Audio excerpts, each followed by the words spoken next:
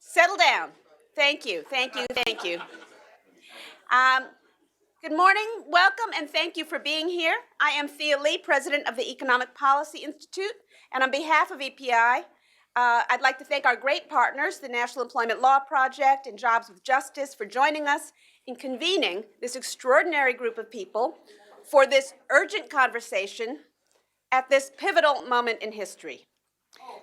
So, and I wanted to let everybody know, if you want to tweet, we have a hashtag worker power. That's an easy one to remember, and might be good for other things besides just today's event as well. So I think I and Chris Owens and Erica Smiley are all going to say a few words of welcome on behalf of our organizations. And I wanted to get us started by talking about the fact that the world is changing around us in very consequential ways. And some of those are long and slow, and some of them are cataclysmic. And I would put in the long and slow category the growth of wage inequality and the erosion of worker power over 4 decades.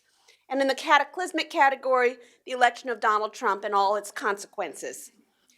But the confluence of these two kinds of trends has created a moment of truth. And the truth is that our economy is weak today because we have allowed decades of public policy to bash working people and their unions. And there are a lot of different ways we can talk about it. And the economists speak, since we're here at EPI, we talk about secular stagnation.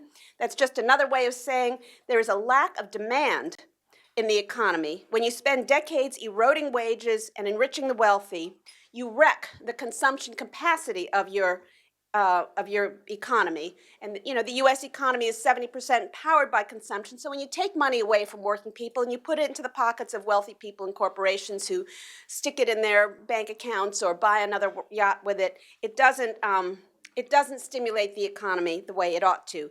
And what we see, the consequence of that, the very real consequence, is the slow bounce back from ever deeper financial collapses. It took almost a decade to rebuild real family income after the Great Recession. And I think all those things tell us it's not that the attack on worker power is not just about individual workers finding it hard to make a living. It is about an economy that is not resilient, that is not dynamic, that is not delivering for ordinary people. And the consequence of that is the repeated political upheavals that we've seen.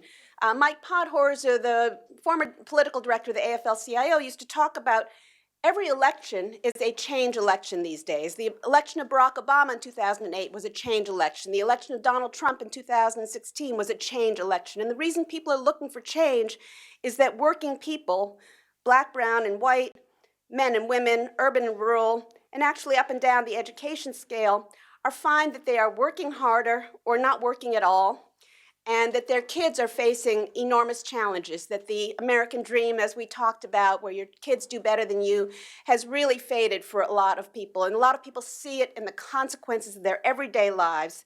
And when people talk about unaffordable health care, unaffordable housing, unaffordable education, all of those things are just different ways of saying wages are too low. And this same issue, the erosion of unions and the growth of inequality, also has consequences for our democracy. And we're going to talk about all of this today. People are going to talk about it in a lot more depth than I will. But if you think about it, just to sort of concentrate your minds as we get started in this important conversation, the great blue wall through Michigan, Wisconsin, and Ohio that used to be kind of a dependable deliverer of pro-worker, progressive voting blocs, powered in large part by union mobilization and union money, was dynamited by Scott Walker, John Kasich, and the Koch brothers. And when they dynamited the Great Blue Wall and the union density and the union power in those states, they splintered the working class, sometimes along racial lines and gender lines. But the entire progressive movement suffered. And so hopefully, and I'm always hopeful, I'm just an optimistic person by nature, we find ourselves at a moment where the need for unity across all the different movements of the progressive world is clear. And that's one of the reasons we are happy to find ourselves in this room with all of you today to have this conversation. So what do? We want to get off the defensive and on the offensive and make the big consequential changes that can really be game changers in terms of worker power. And that's what we want to talk about with all of you, whether it's changes in labor law, in macroeconomic policy, in racial and gender justice. All of these things are the key building blocks, but we can't be tinkering around the edges anymore. We need to be thinking bigger and bolder. And we are delighted to be here with all of you today. I'm looking forward to the presentations. We have some extraordinary folks lined up to talk to you, but I'm also interested in this as a learning community and an opportunity for us to bounce ideas off of each other in a safe space and really help us figure out where we need to go from here. And with that, I would like to turn over to Chris Owens, my longtime friend, mentor, and partner, the head of the National Employment Law Project for just a little bit longer. But she's been, Chris was a colleague of mine at the AFL-CIO, and she has been a great friend and advisor to me when I came over to EPI, giving all the wisdom and the great experience that she amassed at NELP, where she has really built an extraordinary organization that we love working with here at EPI. It's one of our favorite partner organizations. And I also want to just take 2 seconds to thank Celine McNicholas, Heidi Shearholtz, and Margaret Poydock, the EPI policy staff, for their great work in helping to pull together today's event. Chris, the floor is yours. So I love Thea. I've never thought of myself as her mentor. I always tell her it's only because I'm taller than she is, right? So, but anyway, we're so glad to be here. Well, we are glad to be here today to have this time with you and to learn from all of you. When we began these conversations a few months back about working together to sort of lift up the issue of worker power, it really grew out of our concern about not just the attacks on unions, which are significant, and our panelists will talk about that, I suspect, but really the attack on the ability of workers to act collectively in any manner. So it's the assaults on private sector unions through right to work, it's the assault on public sector through Janus, the attempt now to bankrupt public sector unions as part of the post-Janus strategy, the forced arbitration, keeping workers out of court, eliminating class arbitration. Basically, the Supreme Court's latest decision on that is such an outrage that I know someone who clerked for Roberts and who said, I couldn't even believe they issued that decision. So, and then the sort of restrictions on class action litigation generally have all combined to really drive an isolating and atomizing of the workforce to undermine collective action. And that is, in part, to undermine the ability of workers to come together, to have a voice in the economy, to advocate for better terms and conditions at work. But it is also, as Thea mentioned, about democracy, because we know that union members have a higher propensity to vote. They vote at higher rates. We also know that states that have adopted right to work have seen a net decline in voting, have seen a 1 to 2 point decline in voting in presidential elections, have seen a decline in working class people being able to run for and win elections, and a decline in the ability of pro-worker candidates to win. And then that, of course, has a snowballing effect, because as the electoral landscape shifts in the states and the composition of the state legislatures shift, we see a rise of voter suppression legislation, we see more gerrymandering, and we see a reification of this whole process that we now see also at the federal level in the Supreme Court, for example, that will take us decades to recover from unless we figure out how to crack this nut and restore the right of workers to act collectively. And so that's what today is about. This is what the work that EPI and Jobs with Justice, our other wonderful partner, and NELP will be doing together in the years ahead, in partnership with the labor movement, in partnership with the worker-centered movement, and in partnership with all people who love and believe in democracy. Thanks a lot.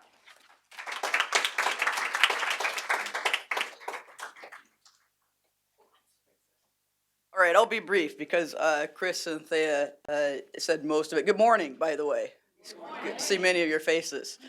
I'm Smiley. I'm originally from North Carolina, and I'm also excited to be a part of this discussion maybe for some different reasons. I don't know if many of you know about North Carolina and our fantastic democracy.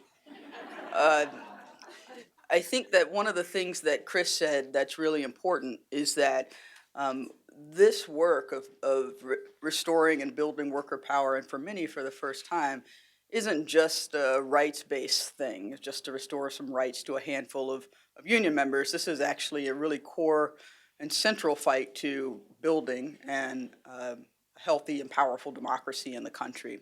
And I think that for what I'll just contribute to the opening before we get into our panel and get into the guts of this is that I really want to encourage us to think bigger today. I want to go beyond thinking about policies that will just get us back to 1950 something or 1970 something. I mean, frankly, just for my ancestry, that won't fly.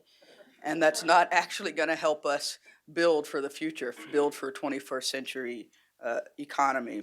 And so want to definitely build and centralize the battle against white supremacy in this, and to really think ahead about how we're building power in a way that unifies workers of color, particularly black workers and white workers, against a common enemy in the battle and confrontation of white supremacy. And then last, I think it's really easy for us to, because of the way that a lot of us are oriented even here today, it's really easy for us to think solely about associational forms of worker power, of voting, of, electing people to then pass great laws, and that's really important piece of it.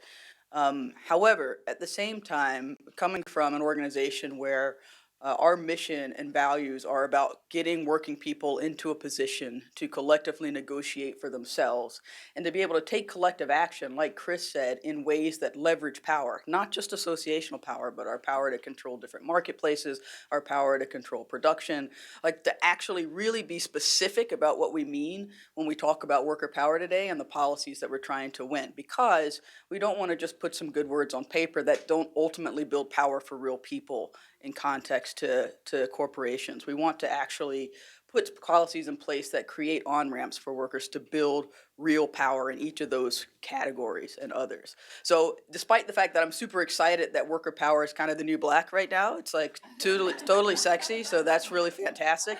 But I also don't want to romanticize it in a way. I want to make sure that we're talking about things that are actually going to build it and not just create really good new policies that may or may not get enforced. So all that said, really stoked to be here, and want to also just put a little bit of urgency on what we're doing, because as much, particularly here in DC, that we like to, have these types of conversations, and they someone summarizes them, and we say we did such a great job. It actually really matters to people back in my hometown and to people where I'm from. Like, it really, what we're talking about now will matter for decades to come. And the opportunities and experiments that we make in this moment really have to make a difference in our lives for the survival of our democracy and for the well-being of the people in it. So thank you for being here, and let's get started.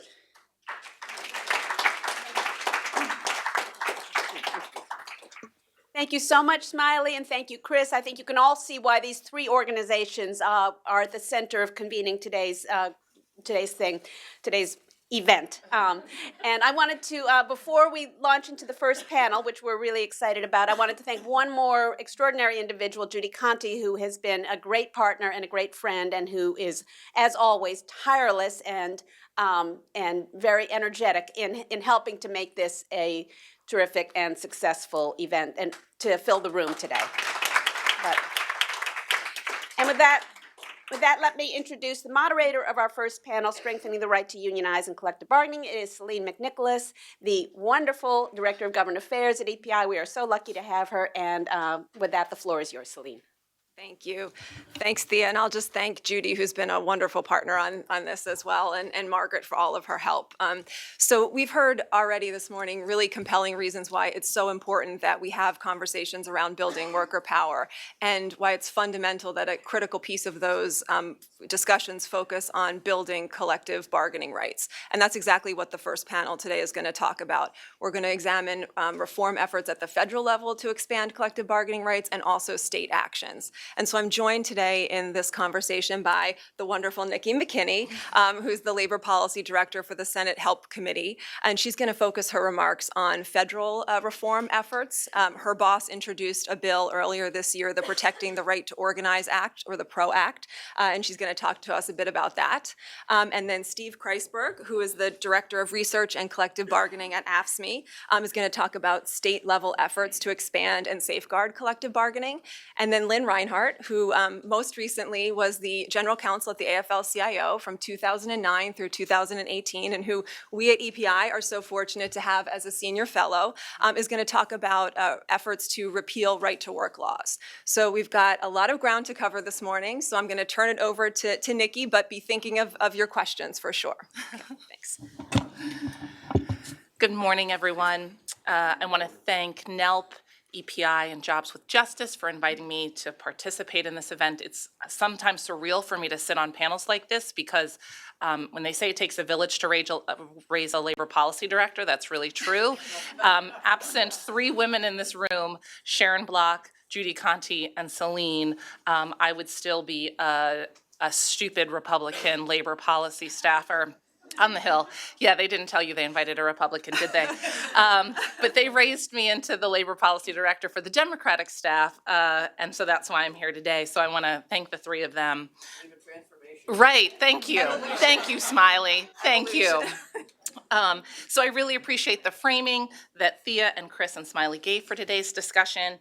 Everyone in this room has for years, even before it was hip and trendy, been arguing that workers deserve a stronger voice in the workplace, and those efforts have made a difference. Over the past 15 years, I have seen a noticeable shift in how Congress has talked about work and workers in this country.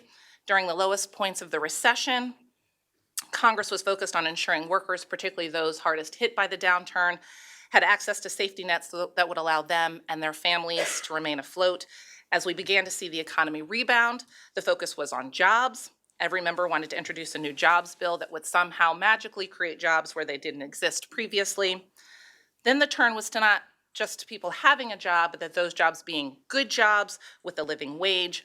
But more recently, and due in large part to the efforts of the folks in this room, Congress is recognizing that many of the issues impacting workers are directly related to the imbalance of power between workers and their employers. People are talking about worker voice, corporate power, and the centrality of unions to combating inequality. It is this shift in the focus of the conversation that led Leader Schumer to release the Better Deal paper on worker power. That in turn led to policy conversations with many of the folks in this room and folks on this panel, out of which the Workers' Freedom to Negotiate Act, now the Protecting the Right to Organize Act, was born. Because most of you helped us draft it, I'm not going to bore you with all the details, but of its many provisions, the PRO Act would authorize meaningful penalties for employers that violate workers' rights, strengthen support for workers who suffer retaliation for exercising their rights, create a private right of action for violations of workers' rights under the NLRA, prevent employers from interfering in union elections, enhance workers' rights to support boycotts, strikes, or other acts of solidarity, overturn the Supreme Court's decision in EPIC systems, and ensure that unions can collect fair share fees. With the rights of workers being eroded by legal challenges brought by corporate special interests, the power of corporations going largely unchecked, and the structure of the modern place making it nearly impossible for workers to know for whom they work, congressional action to restore workers' rights is long overdue. I won't pretend that the PRO Act is going to solve every worker's problems, but it is a comprehensive approach to restoring workers' ability to stand together and demand changes in their workplace. I'm not delusional about the prospects of passing the PRO Act in the next 6 months, in the next 6 years. The road ahead of us is long, but I know that it is conversations like this and the conversations that you all have when you go up to the Hill that are critically important for us as we try to make headway in this space. So I appreciate the support of the organizations and people in this room who helped us think through the PRO Act, who helped make it better at each step along the way, and who encouraged members to co-sponsor. I also want to thank our counterparts on the House side in Chairman Bobby Scott's office. I also have to give a particular shout out to John D'Elia, a former member of the Help Committee without whom this bill would not exist. I hope he is watching somewhere.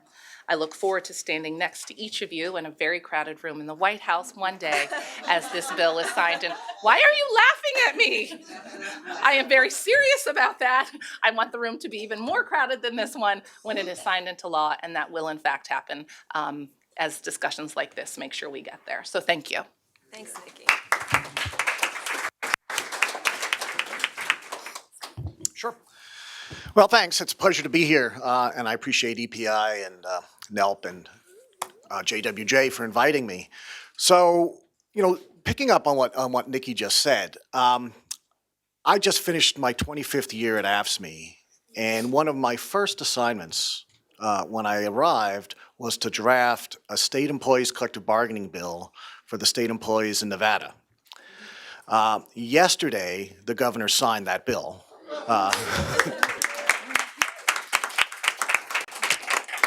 Which is the good news. The bad news is it wasn't exactly the one I drafted. Although he did commit when he was a candidate that he would sign that bill. It did change a little bit along the way. But the good news is state employees in Nevada for the first time have the right to collective bargaining, and that's extremely important to us. It's not something that happened by accident, right? It wasn't just a confluence of events that occurred here over the last few months because we finally have, a Democratic legislature and a Democratic governor. This is a lot of intense work over many years. Just 5 years ago, for instance, that state was all red, right? Completely Republican-controlled legislature. Governor Sandoval, who was relatively moderate, as Republicans go these days, but it didn't stop them from doing all sorts of anti-labor, anti-education, anti-social service things. So the Democrats had a lot of pent-up demands and really restored some economic, racial, and social justice to the state, and included in that was collective bargaining for state workers, which is really one of the three strategies that we deploy to grow our union and to bring collective bargaining to public employees, but also trying to bring representation and collective bargaining to private sector workers who do public services. So the traditional approach is what we did in Nevada, right? We pass a law and we authorize collective bargaining for public employees. Public employees are not covered by any national law that provides them with that right, although we're trying to change that as well. There is some federal legislation that'll be announced shortly and some hearings shortly that will hopefully provide some impetus to move forward. Again, that's not going to be adopted anytime soon, perhaps. I don't think Mitch McConnell is a co-sponsor, but we're working on Mitch.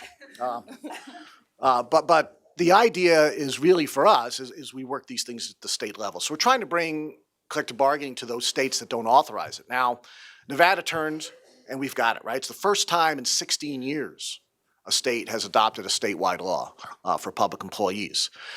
So which is the next state that could possibly do this, right? We look at Virginia, maybe. But right now, Virginia has a law in its books that prohibits public sector employees from having collective bargaining agreements. It's not just silent on it, it actively prohibits.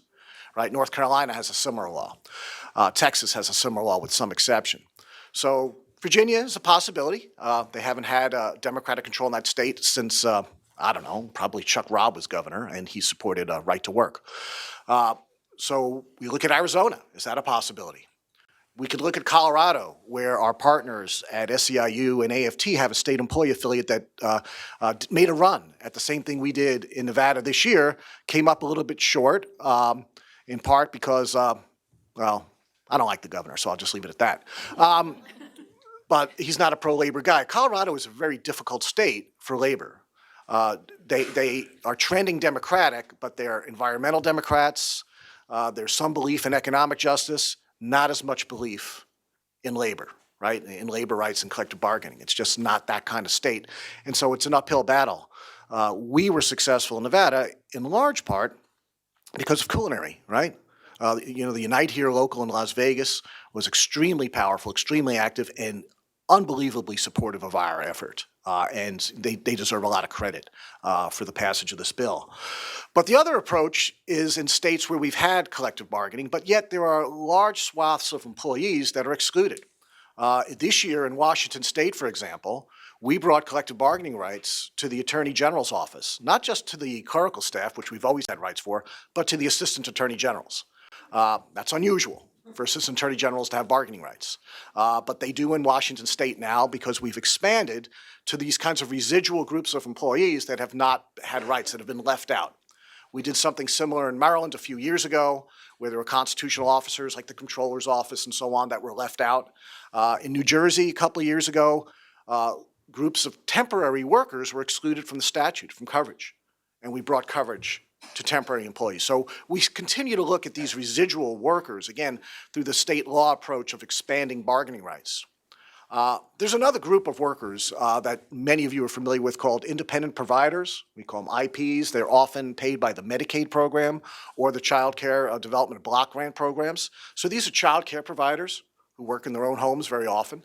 Or alternatively, in Medicaid, they're working in their clients' homes, right? And they provide custodial care, in-home support services, not medical care. Paid by Medicaid because it's an alternative to nursing home care or other institutional care. And these workers are essentially paid minimum wage at best in some states. And we have brought collective bargaining rights to them in a number of states. SEIU has been much more active in this regard than we have, although we have shared representation rights with SEIU. And this particular year, we feel very good about bringing collective bargaining rights to child care providers in the state of California. So we're hoping that by the end of this month, that group of providers will also have collective bargaining rights, which would be pretty exciting for them and for us. And we share representation rights with SEIU. We have an agreement about how to organize and share jurisdiction in that particular group. So the final of the three is what some of you know as labor peace. I could use that term or I could use other terms, but let me just briefly describe what it is we're talking about. This is trying to leverage the government's power as a body that procures services in the marketplace, right? Government contracts for all sorts of services.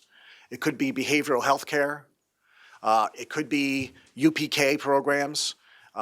We know that there's all sorts of procurement that the government engages in at the state and municipal levels. What we want to do is leverage that purchasing power to have employers stand down in its efforts to defeat unions, right? To create neutrality or card check agreements. The government cannot do this at the local level as a regulator of behavior. It has to do this as a marketplace participant. In other words, the government has to show that it has a stake in the economic success of that particular enterprise, and that's why, and that justifies the labor peace requirements. So it's a fairly high bar. We're concerned that if we're too adventurous in this particular endeavor, the five guys in the Supreme Court that we all know and love will just eliminate this, right? I mean, look, they're going to eliminate abortion rights, for God's sakes. They'll eliminate this.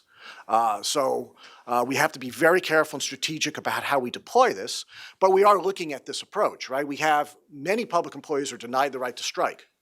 So it would make sense when the government procures services in certain critical areas that they would also not want to see disruption of services. They would not want to see strikes and lockouts because they want to make sure, for the government's interest in those services, that there's uninterrupted service delivery. So basically, that's the approach we have to deploy, and we're looking at that. So it's not the kind of policy that we would have a state law and say all state contracts have to include labor peace requirements. That would probably fail the test. But very strategic, and kind of through the procurement process where we can justify it is where we're looking to grow our union and looking to kind of check employer behavior in its opposition to us. So I'll turn it over to Lynn. Great. Thanks. Yep. I want to add my thanks to EPI and NELP and Jobs with Justice for inviting me to participate today. This is a terrific gathering, and I'm really looking forward to the conversation. And so you've just heard two fairly inspiring presentations by Nikki and by Steve about things that are happening, things that are possible. I'm going to be the person who's going to talk about damage control. So it's less inspiring, but it's also important. I'm going to talk about damage control, and that is right to work and how we stop it from spreading. Before I jump into that, though, I just want to compliment Steve. Your description of labor peace and the parameters around it was excellent. And as the former general counsel of the AFL-CIO, who's talked about the legal structure around that a lot, kudos to you, man. That was good. Okay. So I want to talk about right to work, just very briefly. Remind us, what is it? Remind us why it's evil, and then talk about what it is we're going to do to stop it or overturn it. So just to make sure that we're all on the same baseline here of what is right to work, the quick refresher. Under our legal system, if workers at a particular facility, a majority of those workers vote that they want to have a union, they want to form a union at their workplace, then the union comes in and has the legal obligation, subject to enforcement through lawsuits and damages, and it's real, the legal obligation to represent everybody in the workplace, regardless of whether or not an individual worker joins the union or pays dues to the union. It's called exclusive representation, and that's been the bedrock of our legal system in the private sector for the whole time that we've had a private sector labor law. So the union has to represent everybody, and so fairness dictates that everybody who gets the benefit of having union representation, the higher wages, the better benefits, the representation through the grievance and arbitration process and so forth, would pay a fair share toward that representation and the benefits that they're receiving. And they pay that fair share either by joining the union and paying union dues or paying a fair share fee, also known as an agency fee. So everybody shares in the cost of the benefits that they're receiving being part of a unionized workplace. That is our legal system today, except that this evil called so-called right to work, which isn't about working, and it doesn't create jobs, and I know that because Heidi Scherholz put out a study here at EPI that told me that, and along the way here, I'm going to be quoting studies from Heidi and others at EPI, from Alex Hertel-Fernandez, from Bill Spriggs over at the AFL-CIO, very smart economists who put really great research together, David Madlin sitting right here, very great research together that helps all of us be smarter and sound smarter about these issues when we talk about them, so I just want to credit that work that I'm stealing here in the course of my remarks. So I described the system, and as it should be, with everybody paying toward the cost of representation. But in 27 states, it was 28 until Missouri voters repealed through a citizen's veto right to work in Missouri.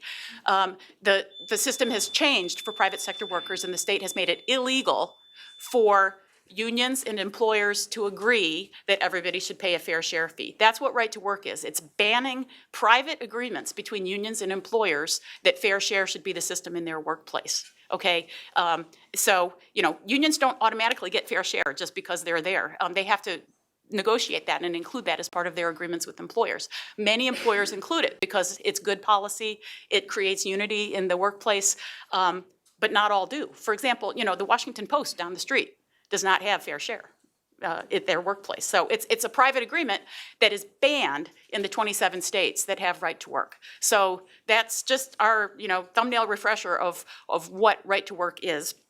And now I'm going to turn to why it's evil. So let's talk about why it's evil in the workplace. Well, so you have a group of workers who are all represented by the union and get the benefits of union representation, but they can decide whether or not they want to pay anything for that.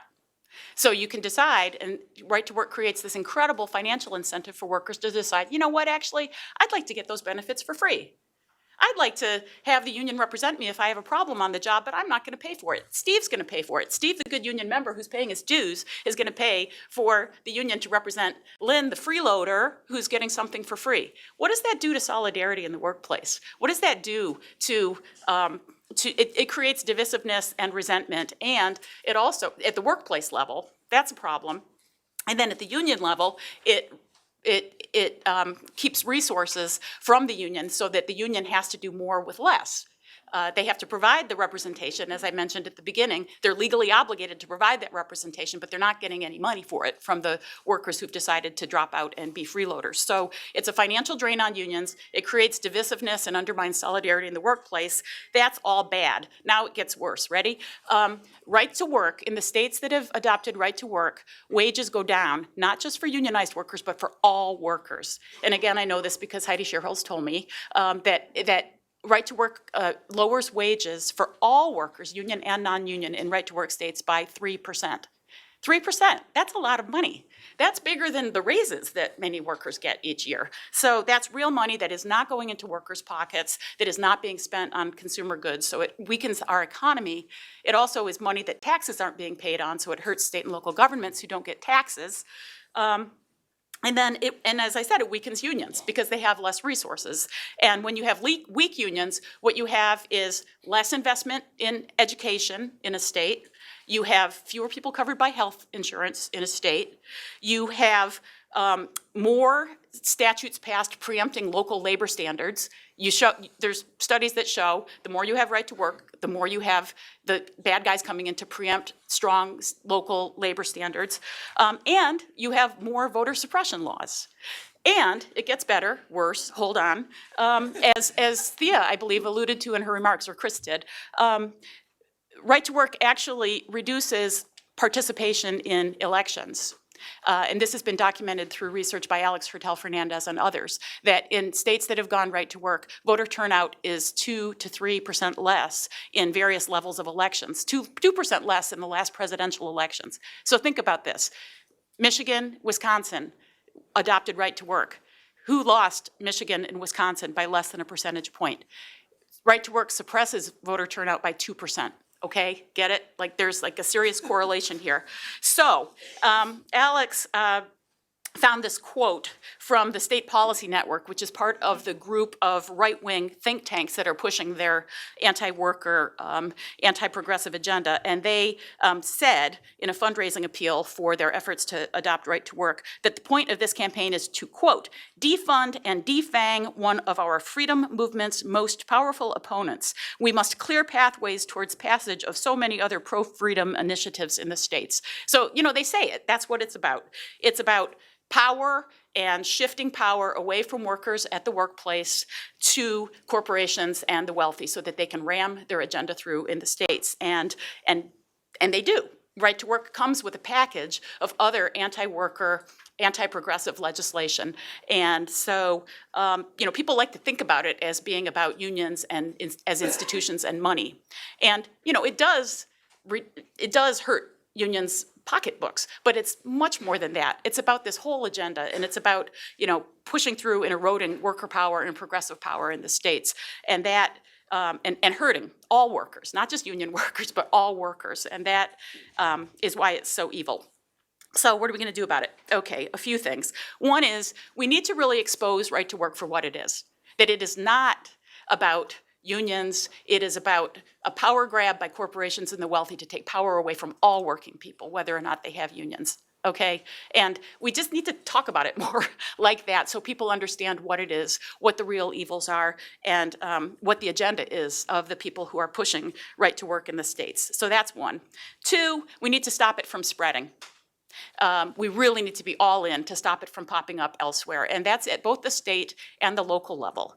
For the last few years, we've had this little problem erupting in communities around the country in a few states where red areas in blue states have passed local right to work, which is, of course, preposterous and illegal because the National Labor Relations Act says states can pass right to work. It doesn't say cities can pass right to work, but it's all being litigated and going to this Supreme Court with those 5 gentlemen you referenced, Steve. Fortunately, the case is not going to the Supreme Court right now because Illinois and New Mexico passed legislation to moot out the cases that were burbling their way up. But we need to stop it from spreading at the state and at the local level. And then we need to look at repealing it. So let's see, you know, the win in Missouri was absolutely inspiring. It was a fantastic win. Voters rejected right to work in Missouri by a 2-to-1 margin. It was a fantastic campaign that really energized the labor movement and progressives in the state. It was fantastic. So, and you look at that and you're like, yeah, let's do that everywhere. Let's do that in, you know, 27 more states. Well, sure, but it's a big deal, and it's a big decision. And there are, you know, some really serious discussions going on around this and around picking where and when and whether to go after right to work in a state. You know, it's a big deal to overturn a law that's been on the books for 50 years, where a culture has built up around it. You can do it, but it takes some real doing, right? And it takes a lot of money. The campaign in Missouri was quite expensive. It was great, we won, yay, but it takes a lot of money. So it's a timing decision, it's a resources decision, it's a what are the other priorities decision. Steve just talked about winning collective bargaining rights for public sector employees in Nevada. That's awesome, that's huge. That's gonna build worker power for a group of people there who haven't had it up to this point. So you know, in a state, there might be that going on, there might be the right to work discussion going on, there might be other organizing legislation that's on the table. So it's a question of where does this fit with the priorities.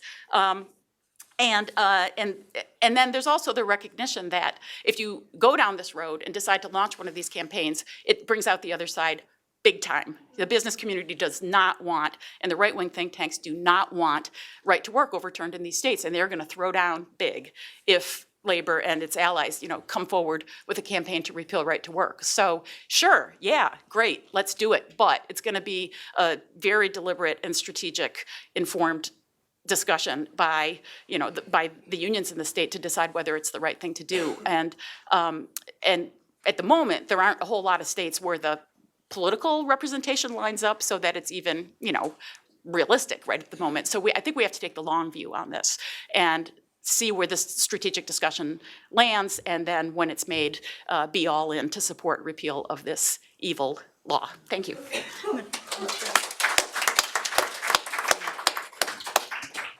Okay.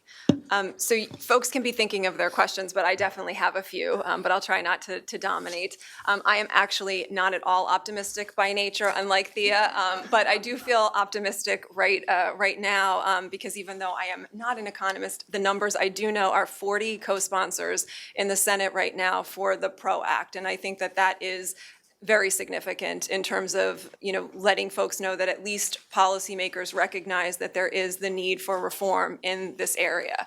And, you know, the bill has not been introduced for long, but in the House we have over 150 co-sponsors. But for those of us who have worked on legislation, it's like it is a steep climb, and the political climate is what it is.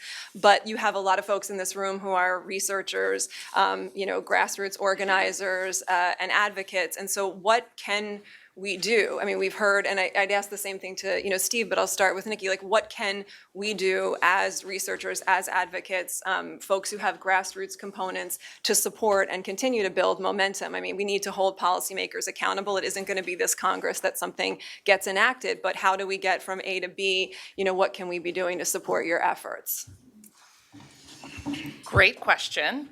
I have 4 asks. None of them are particularly easy. One is I really need more education of members, both new and old, quite honestly, on both sides, in both chambers, about what the National Labor Relations Act is, does, and why it is important to reverse the trend that has chipped away at the rights within it, right? They just don't simply understand the act. We all in here are talking about all of these things and we understand them inherently. They do not understand them inherently. And so not only is educating them important, but making sure that the PRO Act remains on your list of legislative topics when you or you're flying in members of your organizations to meet with members. Keep talking about the PRO Act. Thank the members who have co-sponsored, and in the House and in the House side and the Senate side for the folks who are not on. Encourage them to join. It will not be the end of their political careers if they co-sponsor the PRO Act. Part of what is difficult about explaining what's in the PRO Act, I think, is that the concepts are relatively abstract.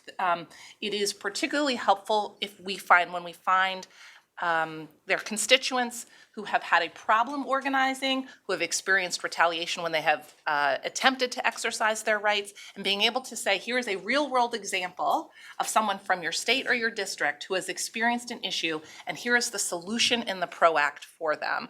That is a tangible way of selling the bill that I, quite honestly, have not done a great job of doing yet. It is, I will say, we had a good example of this, and it's one of the reasons Senator Tester joined the bill, and that there was a lockout of workers at a bakery in Montana, and we were able to say, here are the workers, you're trying to create a solution for them, we have a solution for them, and it was the PRO Act. That's been one tangible example, and so that's why I know it works. So if you can find those, it's important. And then last, I would be remiss if I did not say, from a Senate perspective, we have to pay closer attention to judicial nominations. I know. Why do people keep laughing at me? Nobody's laughing at Lynn or Steve. You're just that way connecting, it's resonating. We are about to, even if I get the PRO Act right, even if we do all the things and we get the PRO Act passed, the judiciary we are facing from now until the end of time, because they are nominating 12-year-olds, it seems like, are gonna just chip away at it in the same way. We just cannot the conversation has been important and been dominated, I think, by the impact on reproductive rights and it tends to be sort of in a reproductive rights and environment. We have to call out their record on labor case, right? We have to say this is going to be bad for workers because there seems to be some momentum around members of Congress. Our presidentials are talking about workers in a way I have not heard them talk about them before. Amy Klobuchar stood out in the snow and said things I did not think I'd ever hear come out of her mouth, and that is because everybody is recognizing that worker and worker power is important. So all that's to say is if we need to highlight how this conservative judiciary is going to negatively impact workers. I know it may not prevent everybody from getting confirmed, but we have to highlight it. So those are my 4 asks. Great. So Lynn's dying to say something. I can tell, so go for it, Lynn, I can't help myself. I have to underscore something that Nikki said here because it's huge that there is this comprehensive, strong labor law bill introduced in the Senate, in the House, but in the Senate with 40 co-sponsors. I mean, that's huge. So credit to Nikki and her boss and to everybody, in the Senate who's been working on this. I mean, frankly, when that Better Deal paper came out a year ago, there were things in there that, we hadn't talked about in the labor movement for a long time because they were kind of out there. And now they're in this bill that's got 40 co-sponsors, which is really awesome. But, and I just want to endorse what Nikki said about the need for all of us in the worker rights community to talk about this and I would urge us to make it a central part of the conversation. It's not an add-on. It's not a special interest bill for unions. This is about rebuilding worker power at a moment where the balance in our economy is so off. It's about rebuilding worker power for the benefit of all of us. I mean, we're not going to get strong labor standards. We're not going to get strong anti-discrimination laws. We're not going to get those laws enforced.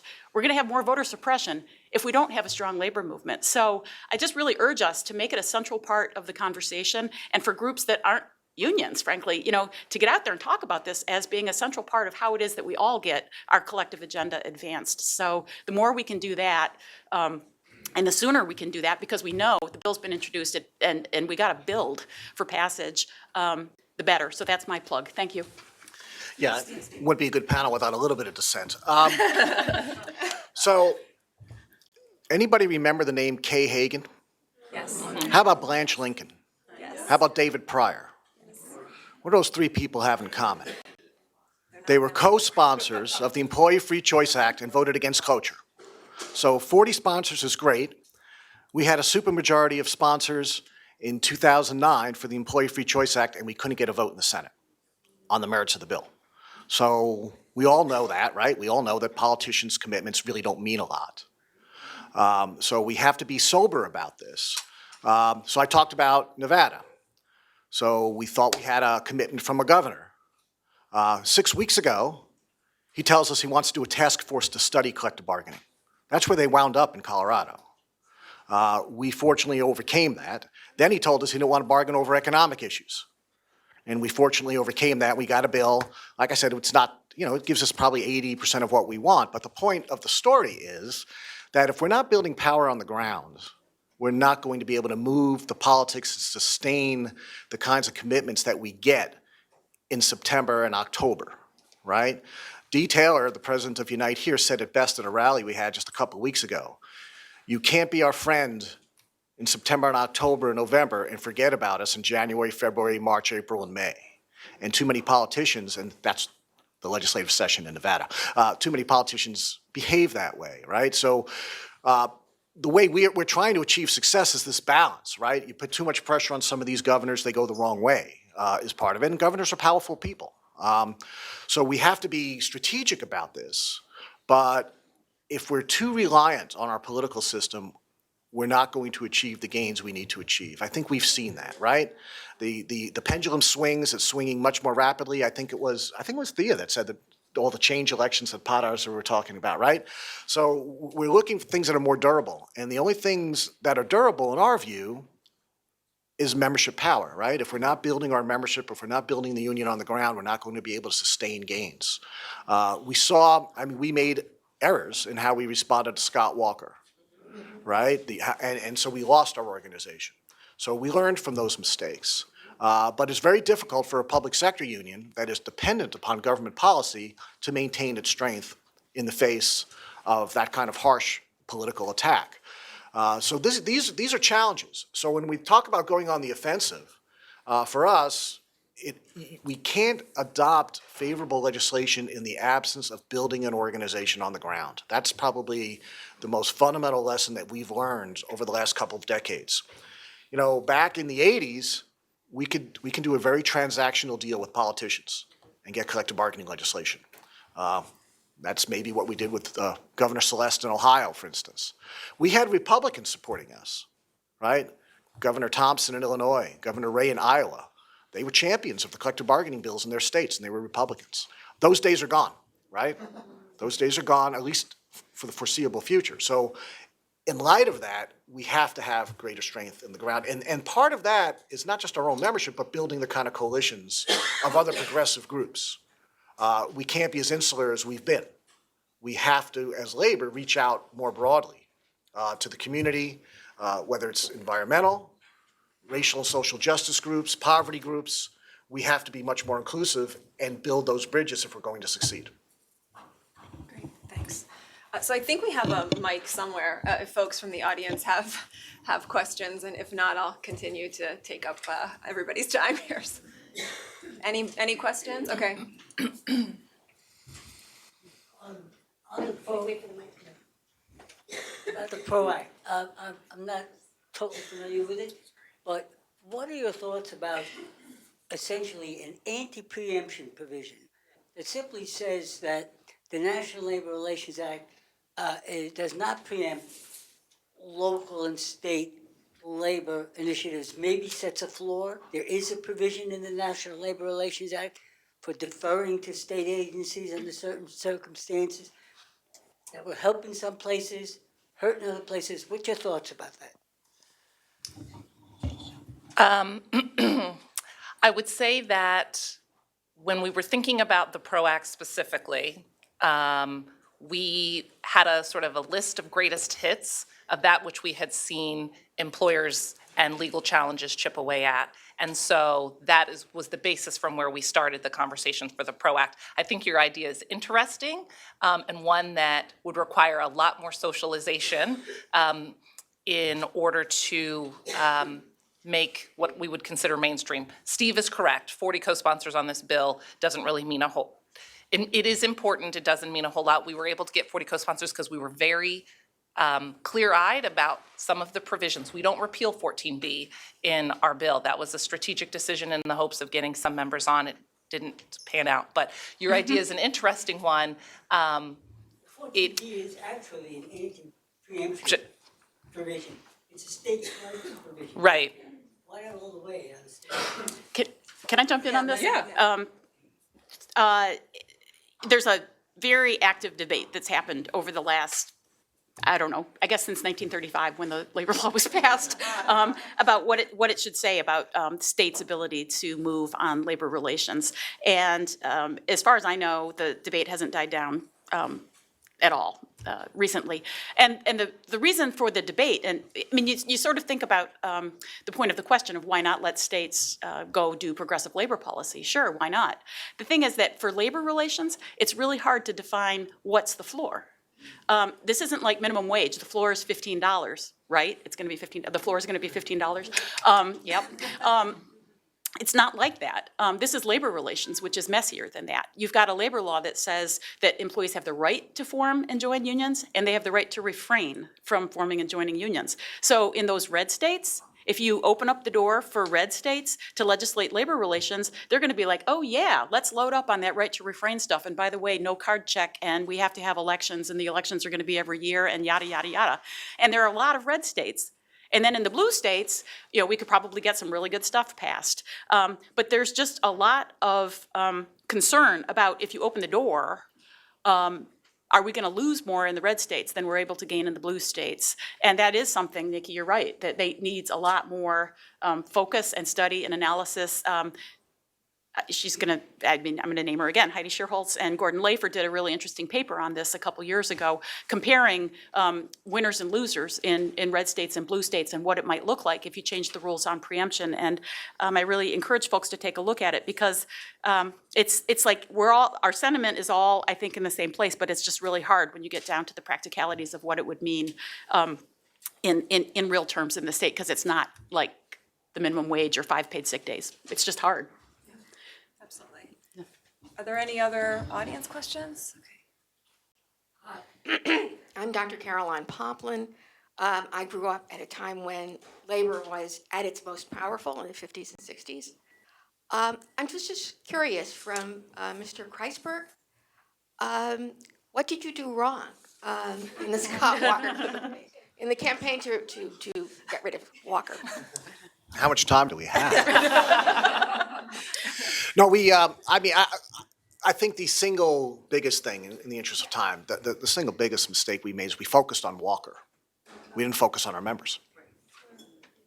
Right? So we were able to bring tens of thousands of people to the capitals, not us alone, which was great and exciting and powerful. We really were excited about it. But he won and we lost. I know that. Right, but that's, well, no, the point is, but there's a point there, right? So we mobilized. We mobilized around that, but we didn't connect enough with our membership. And so we learned from that, right? So we knew, for instance, that we were going to face an attack, and it wasn't just us. I mean, AFT, NEA, SEIU, the 4 major public sector unions understood that what the Janus decision might do, which created right to work throughout the entire public sector, if you're not familiar. So we knew this was coming. And instead of being externally focused, we focused on our own membership and built that loyalty and that connection, right? In Iowa, where we faced, it was basically the same bill that they adopted in Wisconsin. And as we saw that coming, we moved our members off of payroll deduction of union dues to bank draft. Simple things like that, because we were focused internally as well as the external. So the biggest single mistake was almost an exclusive external focus, like we were going to beat him in the legislature. And like I said, there's plenty of other things I could talk about, but I think to me, that was the strategic error we made. Okay, yeah, sure. One more, and then we'll.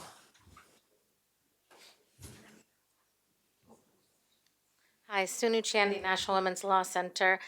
I'm curious about the overall framing about it being a moment of worker power being chipped away. I think that's true in all the ways that folks have said.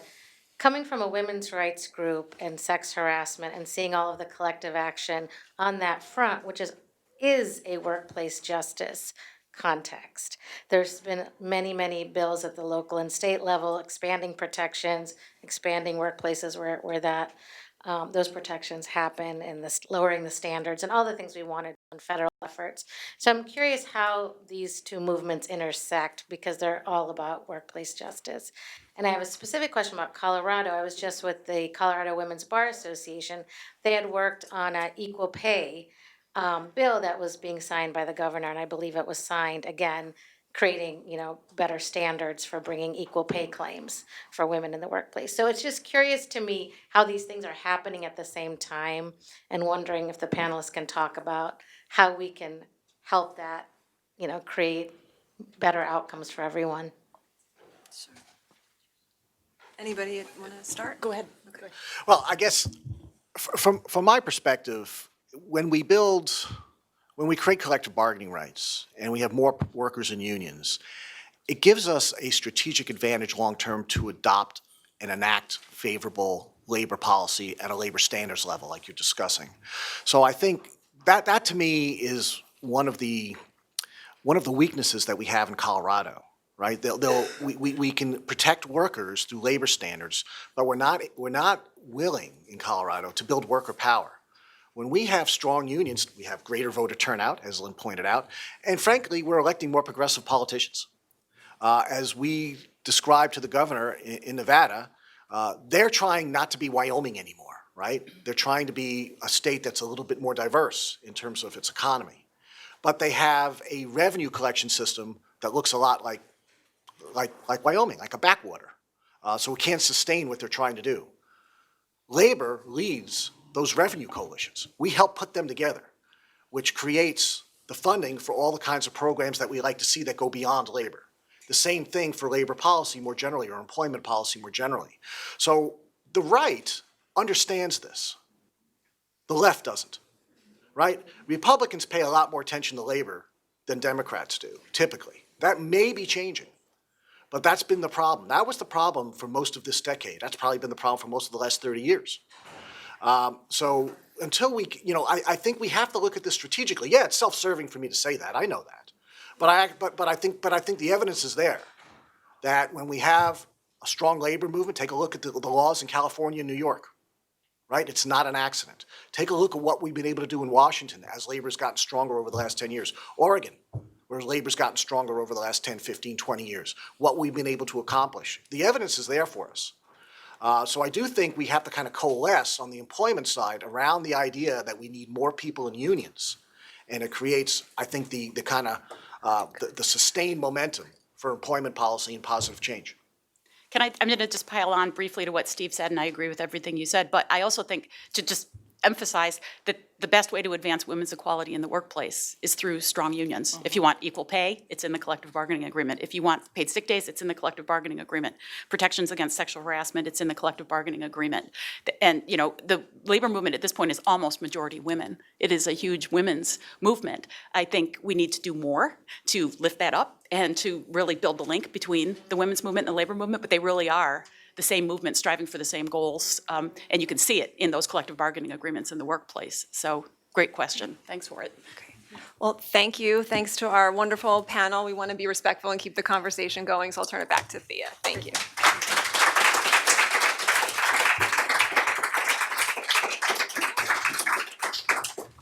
Thank you so much to that panel. That was extraordinarily helpful and a lot of information condensed into a short time period. So thank you. I feel like we could have gone on for a couple of hours, but we're not. We're moving on to the next piece of the program. We are delighted to have with us today Sharon Block, the Executive Director of the Labor and Work-Life Program at Harvard Law School.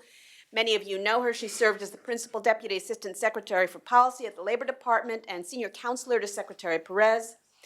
At Harvard Law School, Sharon and Professor Ben Sachs are leading the Clean Slate Project, which is an exciting effort to engage leading thinkers across the labor and progressive movements to reimagine labor laws. Many of the people in this room, I think, are involved in that effort because it is wide-ranging. And it has, I think, producing a lot of really exciting new thinking and opening new doors. And so Sharon is with us today to share with us some of the ideas that the project is diving into. Please welcome Sharon Block.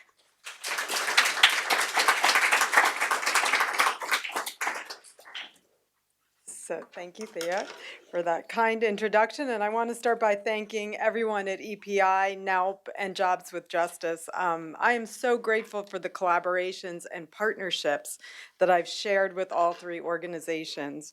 And more importantly, with the amazing leaders and teams at each one. I really feel like I'm here with family today. But I want to, as Thea said, I want to share with you some of the strategies for building worker power that we're working on in the project that I launched with Professor Ben Sachs at Harvard that we call Rebalancing Economic and Political Power, a Clean Slate for the Future of Labor Law. And we launched this project from a belief that pushing for fundamental labor law reform is what these times require.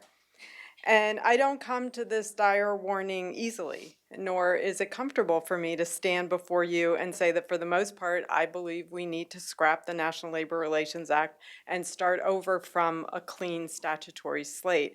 I've spent most of my career thinking about and trying to protect the National Labor Relations Act, along with, as I look out, many, many people in this room. I mean, let's remember the preamble of the NLRA says that it's the Act's purpose to encourage the practice and procedure of collective bargaining and to protect the exercise by workers of full freedom of association. Those are great aspirational goals, but I have come to the conclusion, after doing this work, I don't want to say for how long, that the preamble and the rights and procedures defined in the rest of the Act are not consistent with each other, but rather they are in conflict. And this conclusion has led me to believe that it's necessary to think about labor law reform not as amendments to the Act, but as something that has to happen from the statutory clean slate. And I just want to be clear, I'm certainly not saying that we should throw out the existing institutions, but we need to look at the economy and politics as they exist today, as our previous panel so eloquently described, and build a new legal architecture for empowering workers and their organizations.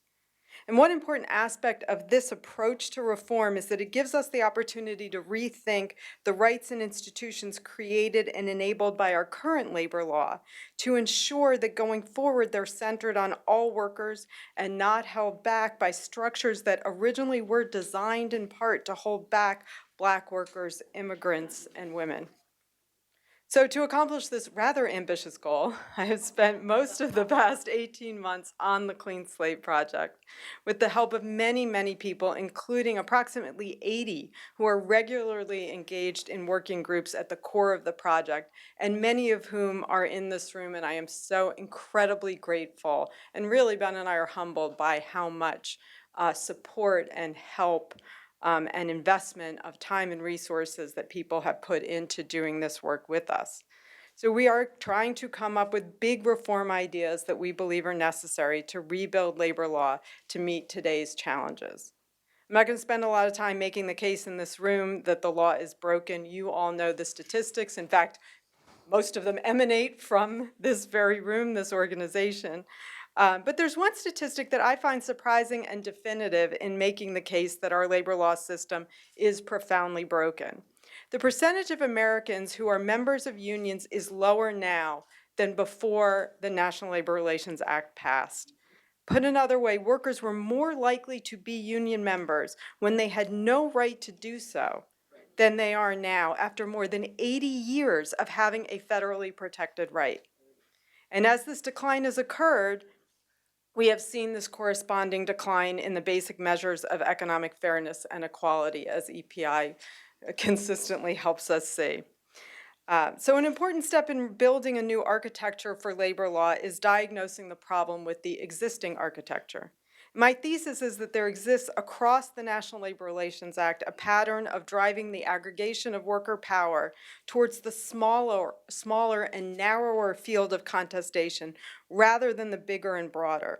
The law operates with an inherent bias towards less rather than more, which constrains the aggregation of power.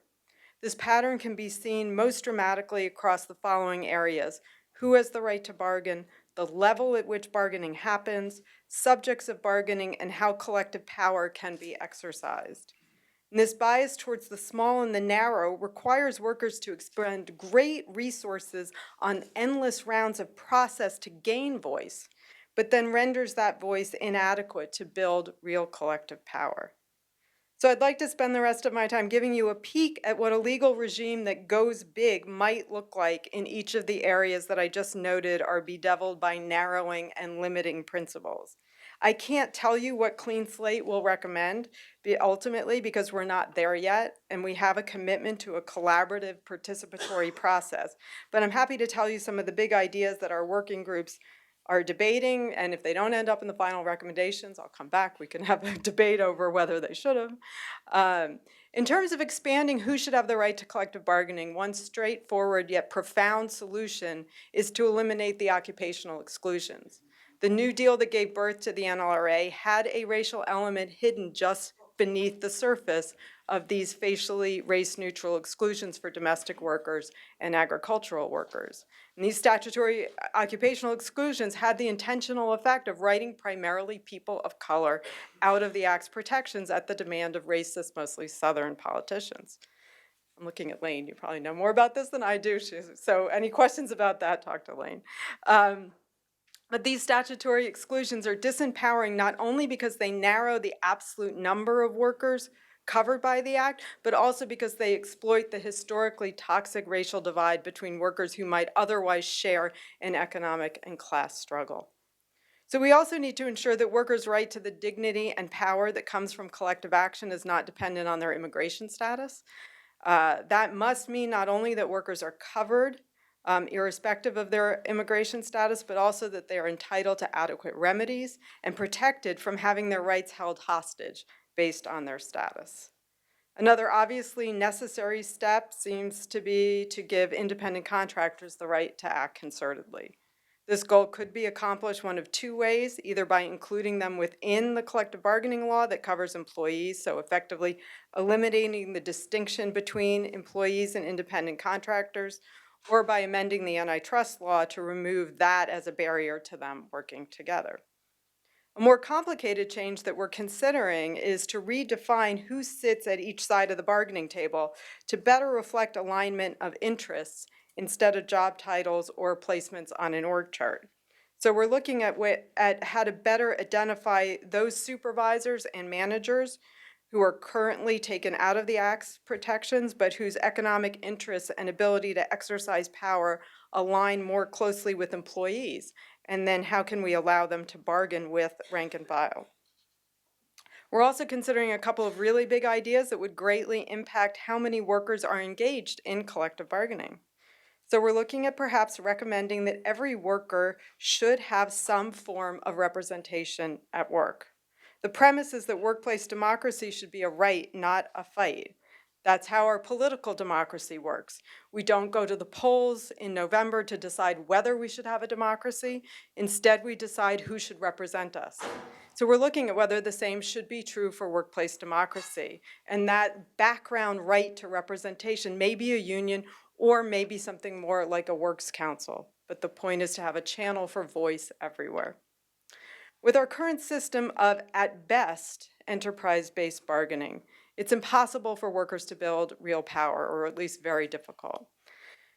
There's too much incentive for employers to fight unionization because of what they too often perceive as the economic disadvantage it creates in relation to the rest of their non-union industry.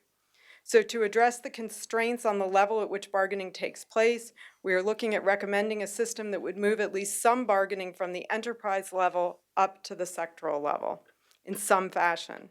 Such a move would address this competitive disadvantage problem, effectively taking wages out of competition.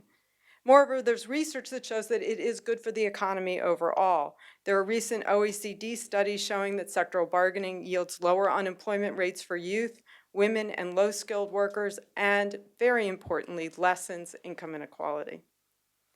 We're looking at international examples, since this is the way that much of the rest of the world does collective bargaining, and at the historical examples in the United States, where multi-employer bargaining approached sectoral bargaining primarily through pattern bargaining, such as in the auto industry. And finally, we're looking at some contemporary developments in the US, including the Fight for 15 campaign in the fast food sector and the New York State wage boards that were used to set minimum wages for that sector as a whole. But very importantly, we're looking at how a combination of these strategies could work together. We're exploring how to move away from the current winner-take-all system of representation and move towards a system that may have sort of graduated representational rights based on a sliding scale of support within a workplace or within a sector. We have a vision of a multi-layered system of voice, so works councils, worksite bargaining, and then sectoral bargaining at the top. Our working groups are also looking at how to redefine the firm for purposes of collective bargaining. So we're considering new definitions of joint employer that could put whole supply chains at the bargaining table together, as well as franchisors and franchisees, all the employers in a fissured workplace. This is hard, but we're trying to think about how a system that expands both horizontally and vertically can work to adapt to the complex business models that predominate today. So the idea is to follow as businesses are sort of changing their relationships, to find systems of bargaining that will match those changes. We have some big ideas about what topics should be on the bargaining table to expand workers' influence beyond the current law's narrow definition of wages, hours, and terms and conditions of employment. This narrow definition excludes workers from having influence over the decisions that actually drive the economic conditions within their industries and firms. So one broad fix to the problem by the law's distinction between mandatory and permissive subjects of bargaining would be to just eliminate that distinction. Or you can look at ways to just free workers to bring their collective power to bear on the subjects that are most important to them, their families, their communities, including those now considered managerial or entrepreneurial, but really focusing on how do you give workers voice on those issues that have significant effects on their livelihoods. Finally, I want to share our big ideas for ensuring that collective action can leverage power. That is sort of the point of the exercise. The ban on secondary activity in the law now requires workers to abandon logic when they choose a target for collective action. Again, the most obvious answer is to do away with any of the limitations on secondary activity and to free unions to analyze power relationships and exercise collective power strategically, whether that's looking at supply chains or who the investors are or who the corporate parents are. A key precondition for workers to be able to choose the right strategic target, however, is access to information about these corporate relationships. So we're examining whether to require corporations to provide workers information about these relationships, which can often be shrouded in secrecy.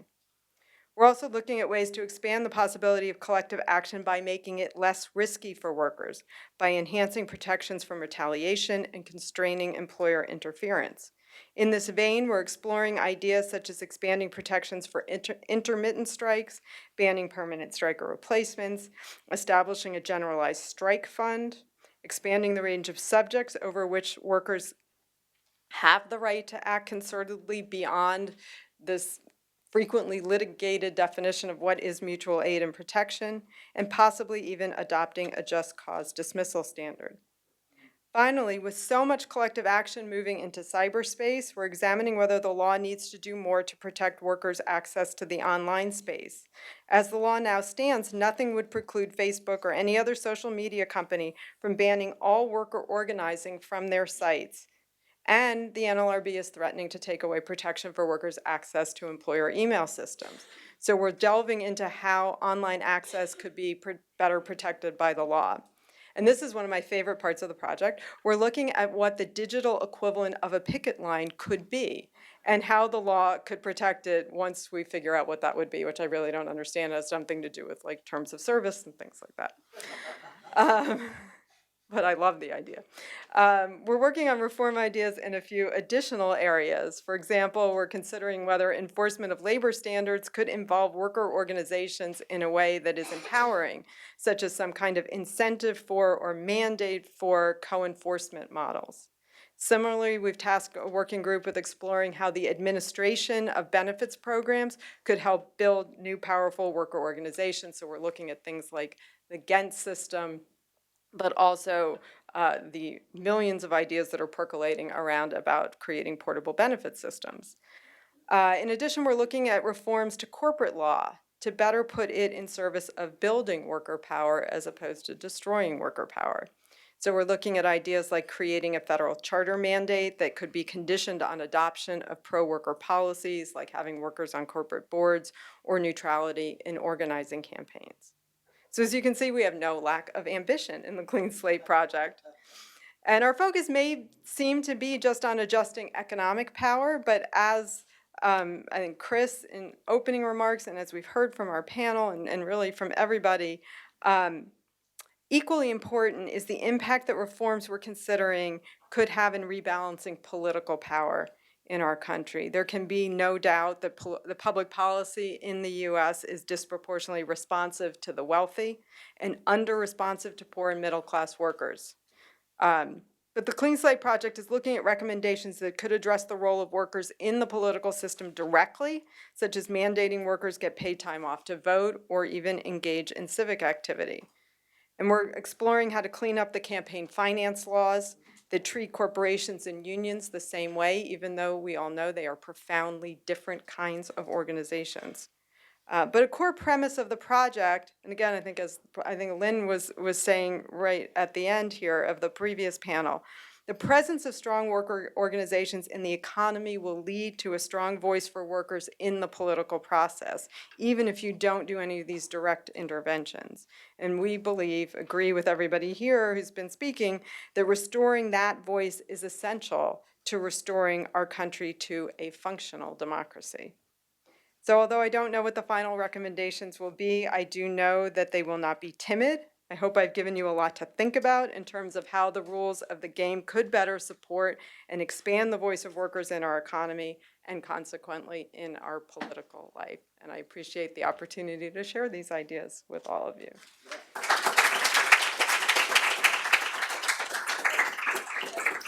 Sure, if folks have questions. Bob Schul. And I should say that I'm grateful for the support that we have received from many people in this room, not just in their time, but in actual resources. So Bob, please. We're grateful to have the opportunity to support. My question is whether this is the PRO Act or the Clean Slate Project, to what extent is there any thinking about ideas for better equipping workers to be able to exercise power within the state around governance of labor law? I mean, it sounds like one thing that I've heard from the PRO Act is opening up opportunities for private enforcement, which is outstanding. And then you talked about other sort of modes of participation and enforcement.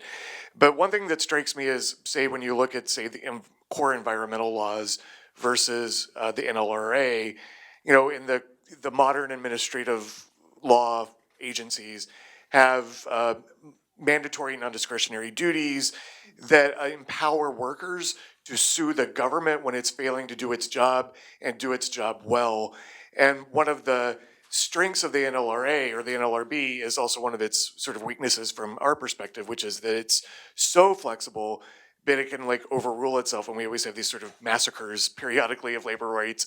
And to what extent is some cabining of that from a worker's perspective possible or imagined?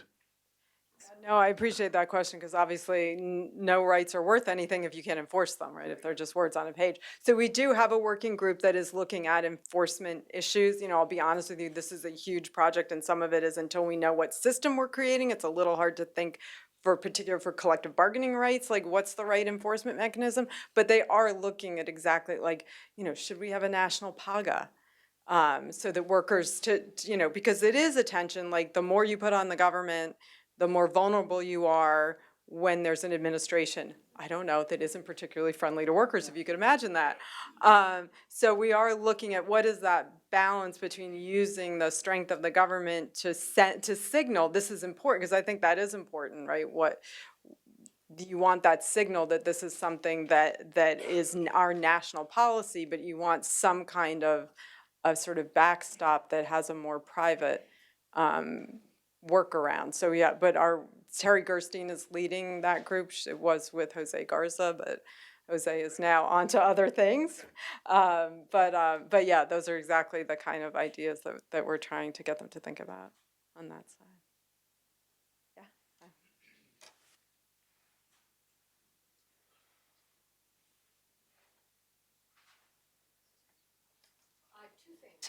Yeah. You haven't mentioned ASHA. That's a piece of labor legislation, even though it's not part of the NLRA. And bad things are going on there and have been going on for a long time. It needs to be strengthened or maybe incorporated into what you're doing. The other thing is the financialization of the economy. It sounds like you are sort of looking at that. Now, instead of investing, what companies are doing is disinvesting. Instead of building out their company, they take over another company and then they strip and flip. That should be illegal. But workers should have a choice in that, because what tends to happen, as you know, is the company that takes over or whatever immediately closes the smaller plants and takes the resources and concentrates them in the big plants or their plants or sends them overseas. Yeah, no, thank you for that. I mean, so I completely agree with you on both fronts. The lens of this project is to really look at how do you build processes that give worker power. So it feels vast and sprawling as it is, and so we've tried to resist as much as we all care and everybody in the project cares about sort of all of these substantive areas, but we are thinking about how the processes we're coming up with would interact with the kinds of issues you're raising. So again, thinking about enforcement regimes of not just collective bargaining or collective action rights, but also about substantive labor standards. How can that enforcement be done in a way that gives workers more of a voice, both so they build organizations to do that work, but also so that it is more informed by what workers really want. So I think that's sort of the touch point with the OSH Act.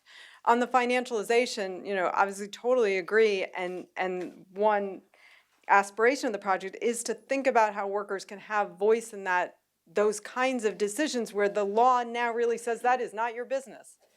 Because it doesn't directly affect your paycheck, but obviously the amount of money that a corporation devotes to stock buybacks is going to drive how much money they have to pay wages.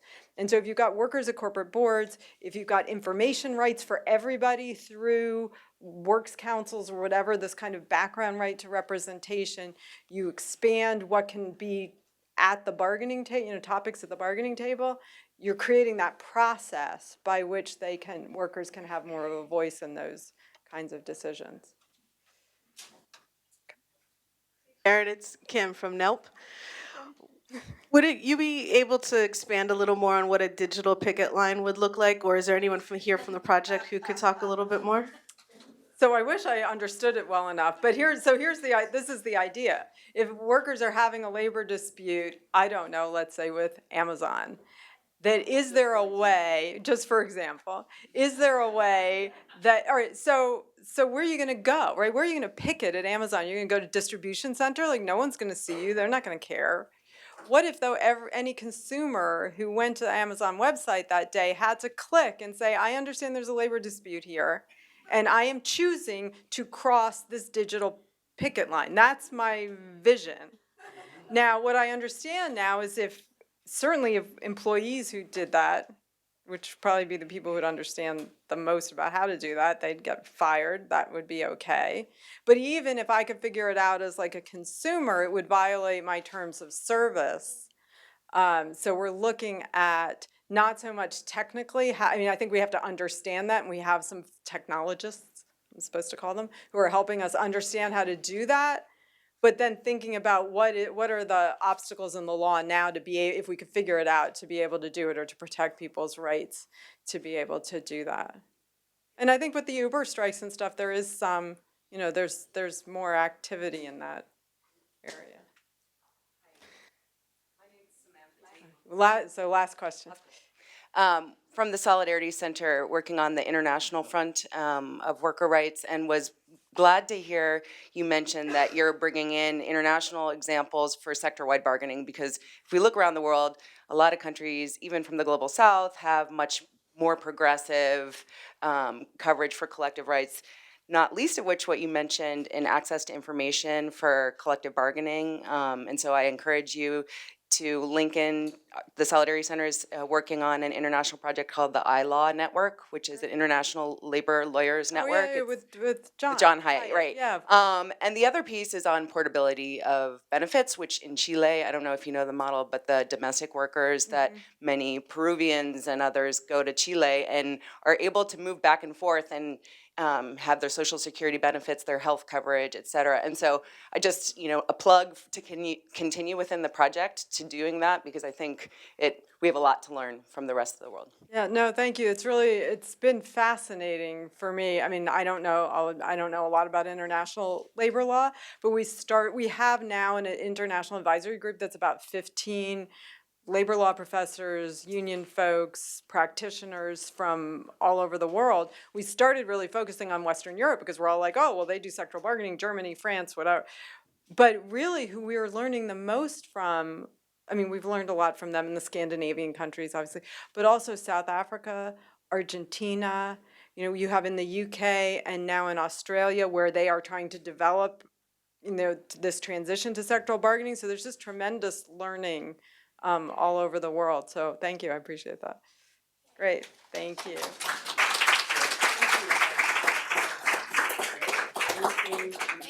Thank you so much to Sharon for that thoughtful, creative, and inspiring set of policy options that will, I hope, expand our concept of what is possible, but thanks also to all of you because those were some excellent questions and we covered a lot of great ground. We are going to take a short coffee break, come back here at 11:20 sharp for our last panel of the morning. So there's coffee and refreshments out that way. There are bathrooms out in the hallway.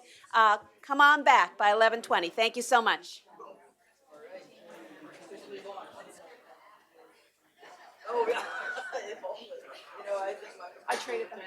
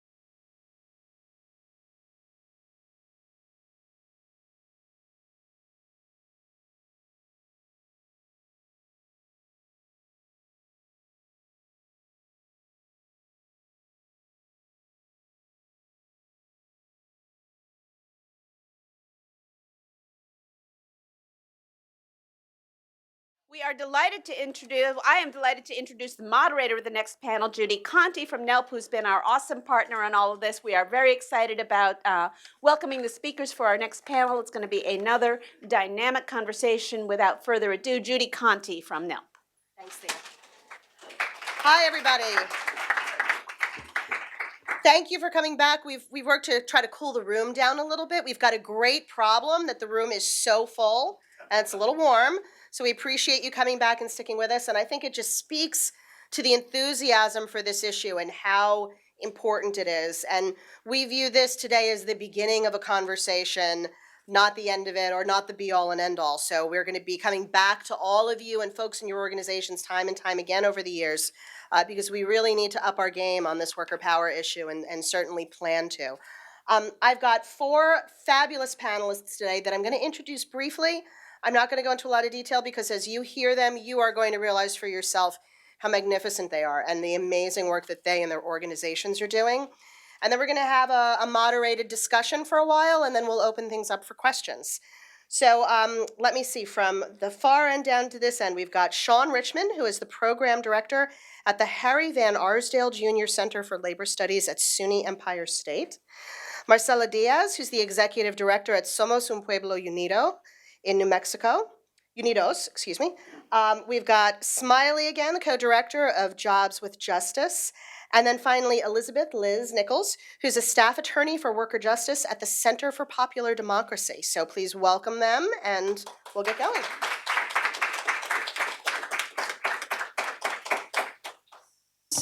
Okay, I'm gonna start with Smiley. And I would ask if you could just set the stage for us a little bit, please. And give us an overview of sort of the different ideas and strategies and campaigns that J with J is working on in this worker power field. And get sort of the breadth of the ideas that are out there so we can get our brains working about all of the opportunities that we have.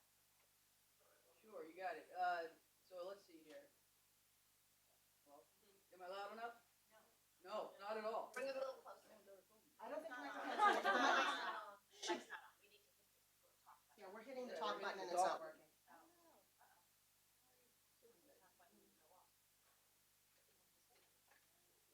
Smiley and I don't usually have trouble being heard. I was gonna say, I could just. Yeah, right. You want me to just go to the podium? Okay. Okay, for now, while we try to work this out. I'll give it a go. All right. I'm glad to be the guinea pig. I'll do the tech stuff. Can you hear me in the back? So I guess a couple things just to give a quick overview here. Is this better? All right, great.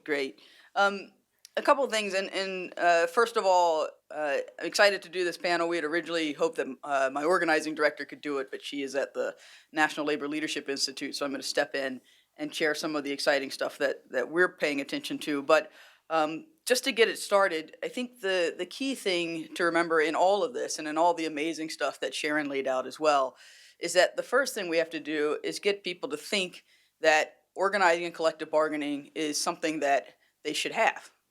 At this point, you go to my home state, you go to Greensboro, you go to Memphis, where my family's from, and you say you have the right to vote, right? You don't say you have the right to elect a senator. They get that. You have the right to vote. We should have the right to vote, whether you have it or not.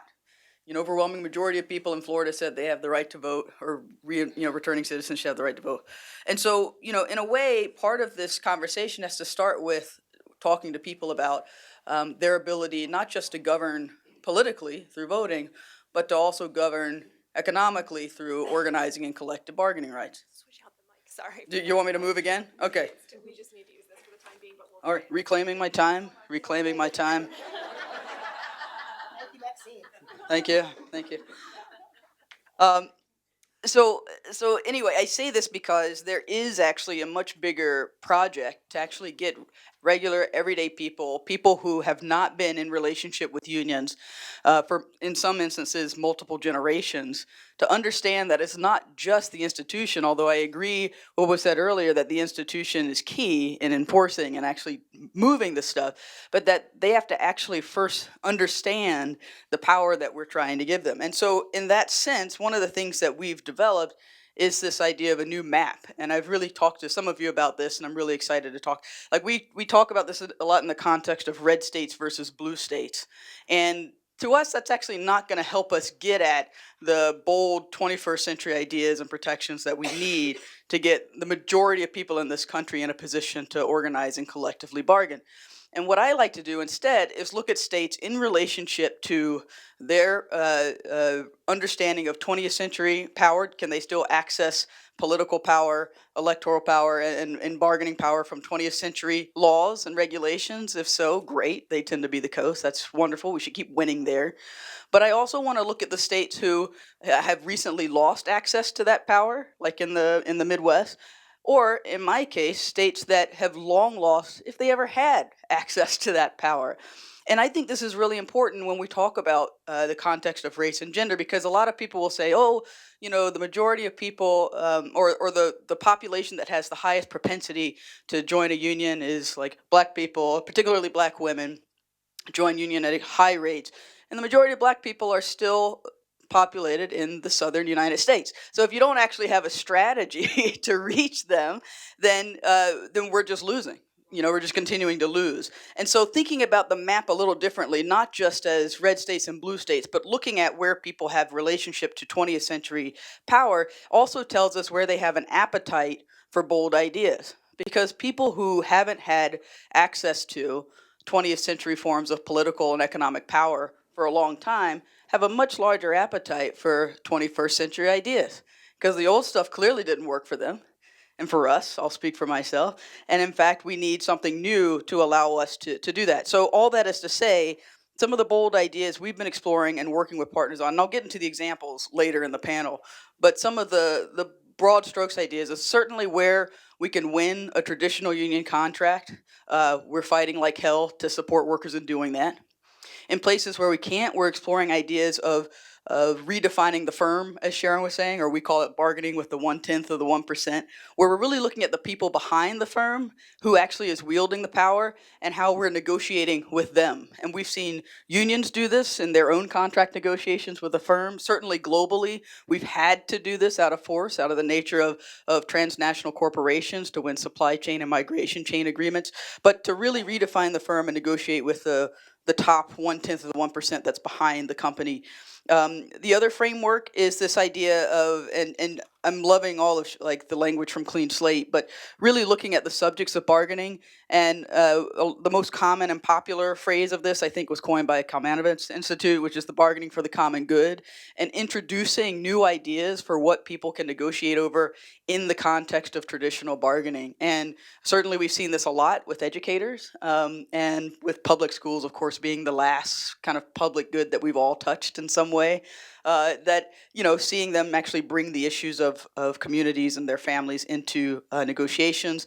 And then last, community-driven strategies, because I think that one of the really important things and why I actually love this idea that it's not just about rebuilding the NLRA, but really creating a new foundation, a new framework for protecting workers' ability to organize and collectively bargain, is that, you know, this notion of being able to sit across the table from capital, from your decision makers, it doesn't just happen at the work site.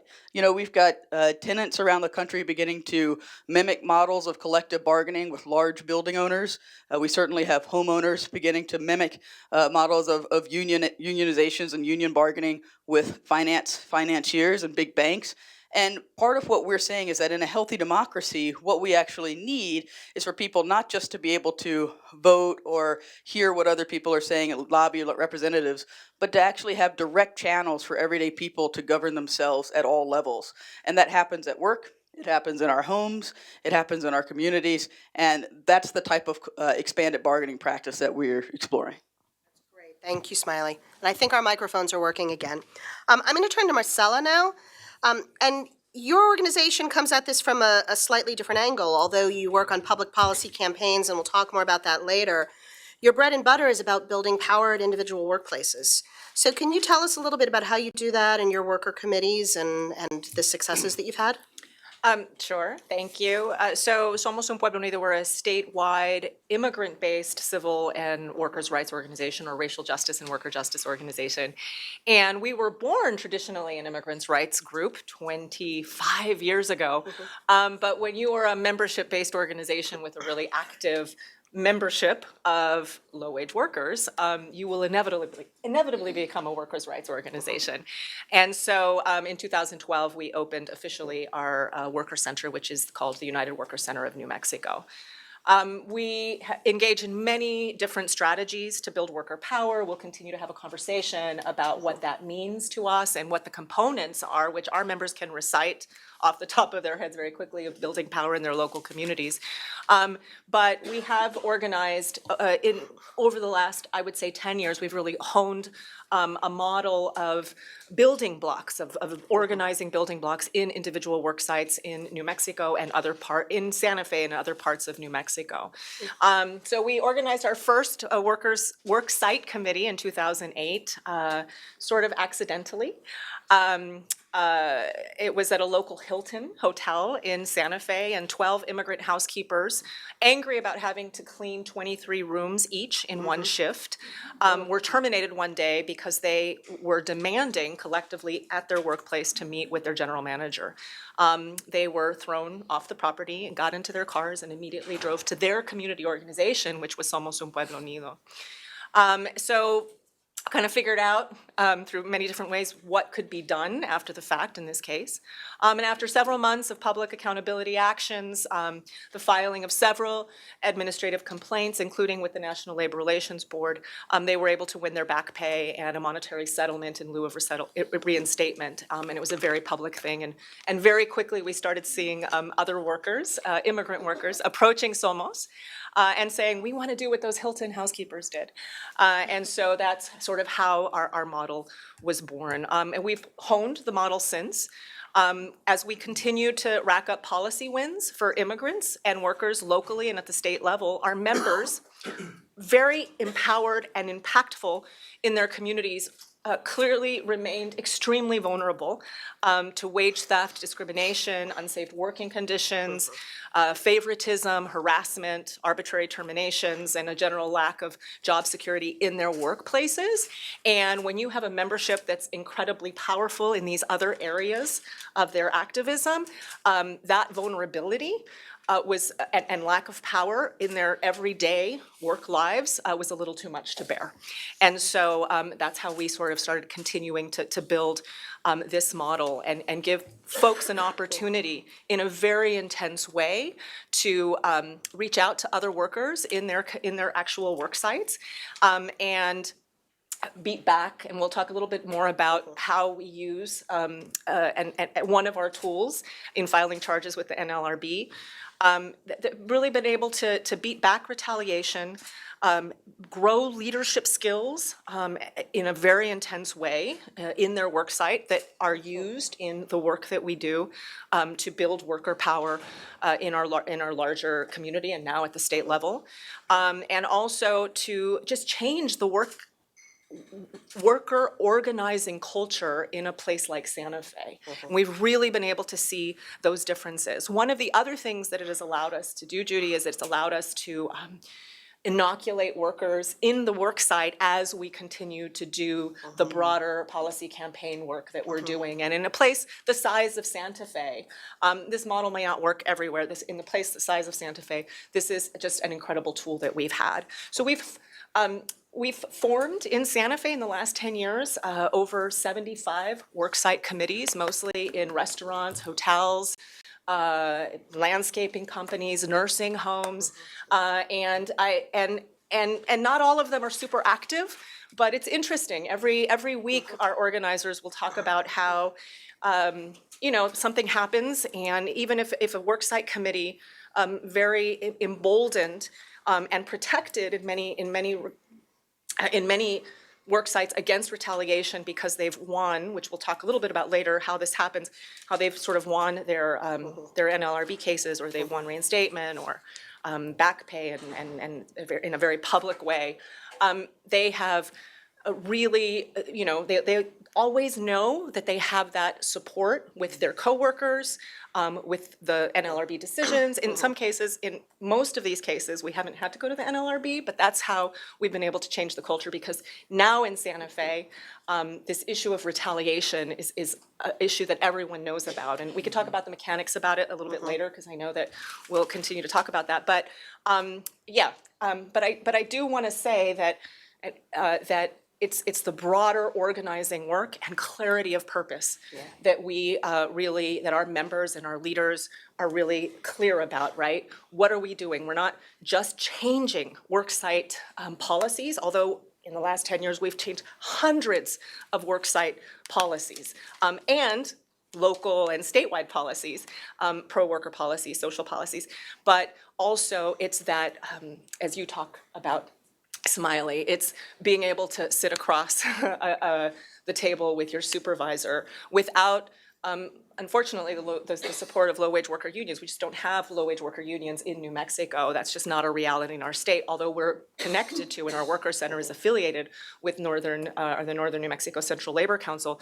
We do that because whenever we're in a dispute, we have our mayor, our churches, and our unions with us at every protest, with us at every step of the way. And they think and see each of our worksite committees that come and give reports about what's happening in their worksite as, fellow union members, even though they're, not officially unionized. Right. So kind of gives you a backdrop of what we're doing in New Mexico, and we've really been able to see some major power shifts in our state. That's exciting, thank you. And Liz, I'd love to turn to you now. And one of the issues that the Center for Popular Democracy is digging in on in particular, and doing a lot of work with EPI on this in particular, and NELP as well, is the issue of forced arbitration. So if you could give us a little bit of the context of the rise of forced arbitration and how it hinders enforcement of workplace laws and how it hinders building worker power as well, that would be great.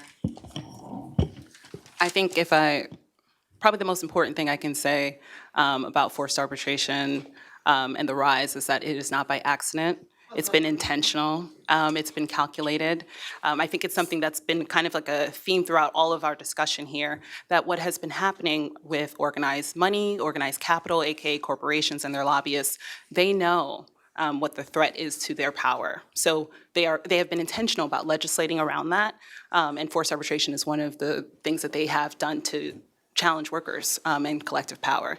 So a point of clarification, an important point of clarification here is to be clear about the arbitration I'm talking about, because there's arbitration that exists within the union context. I'm talking about within the private sector.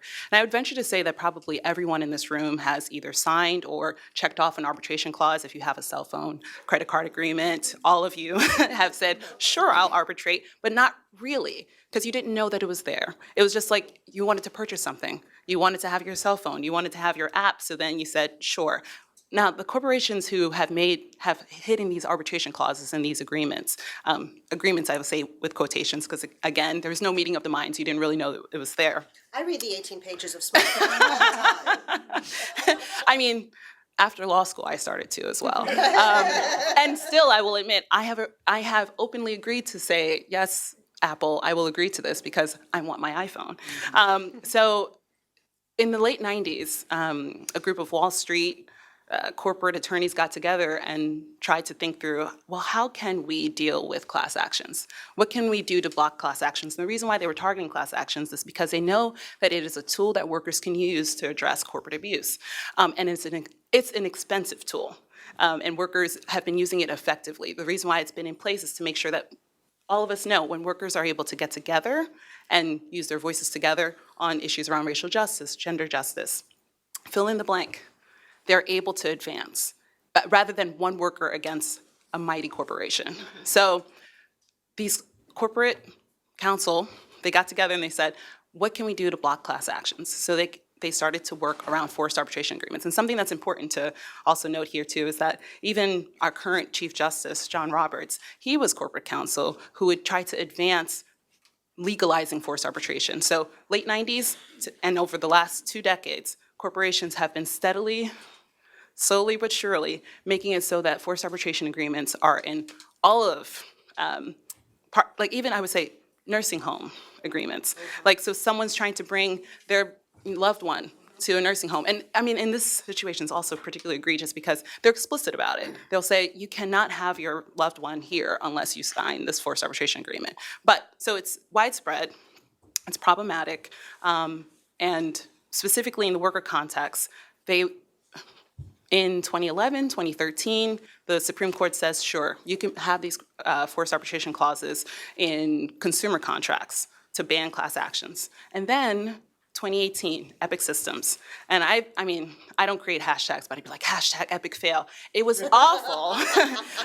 Just last year, the Supreme Court says, sure, it is fine to have these forced arbitration agreements now. Chief Justice John Roberts now on the other side, taking this case and saying, yes, it is fine to have these in employment agreements, whether or not people actually know about it. Chief Justice Gorsuch, the way the opinion is even penned is, he starts it off with, he says, when an employer and an employee agree to arbitrate. When we all know that workers don't even know that these agreements are there. So I can also just step back and just describe the arbitration process. It is private. There's no judge. There's no jury. The arbitrators are chosen by the corporations, and often the arbitrators are chosen because they know the people in charge of the corporations. These arbitrations can happen. I live in New York State, but the arbitration can happen somewhere in Arizona or in Hawaii, somewhere that would be inconvenient for me to get to. And hypothetically, if I lose the arbitration, I have to pay the cost for the corporation. So 98% of workers don't choose arbitration when that's the only option that they have, because people are smart. They know that it's stacked against them. And corporations are scheming, and they know that this system is built for them.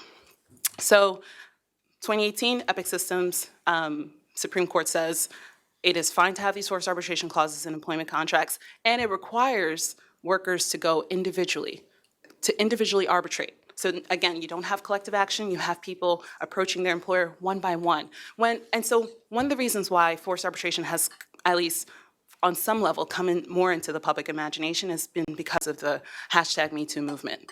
It has been incredibly helpful for bringing to the fore. People have been outraged about the fact that now you can't bring sexual harassment cases, gender discrimination cases.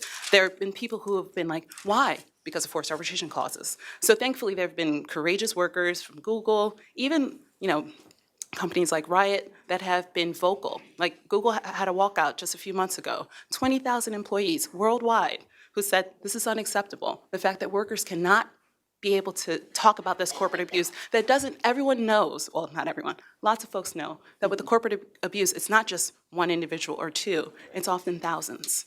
And the only way to address this kind of widespread abuse is collectively. And it's something that's affecting our communities, it's affecting people's income. So any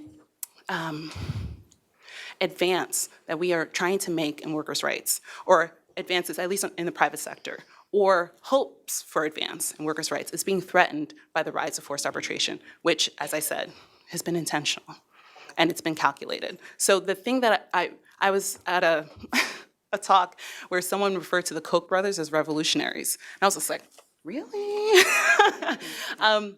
They explained, they gave context to that, and they said that it's because they've got the long view, that they are planning things out. Organized money is planning things out 20, 30, 40 years out. And that is something that needs to happen on the other side as well. And that's why I'm excited about meetings like this, because this is part of that. What we need to do is develop strategies and schemes on our side so that we are planning 20, 30 years out to make sure that what's the threat to collective power is something that we're not just responding to, we're not just defending, we're on the offense. We're planning on the other side. So that's just some of the context for the rise.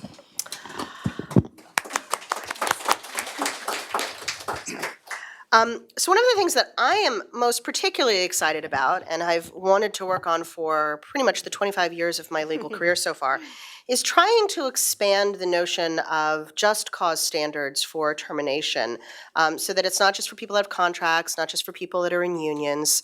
We borrow our system of employment at will from English common law from, the days when we were still colonies, and Europe has repudiated employment at will long ago, yet here we are still holding so fast to it. And we're seeing the first wave of campaigns that are really starting to look at this issue. The Center for Popular Democracy, NELP, and SEIU 32BJ put out a report this year called Fired on a Whim that shows how difficult it is for low-wage workers to enforce employment discrimination laws, and how unstable employment in certain sectors is. Last month, the Philadelphia City Council passed a just cause employment law for parking lot workers after by a campaign by non-union workers who were backed by 32BJ.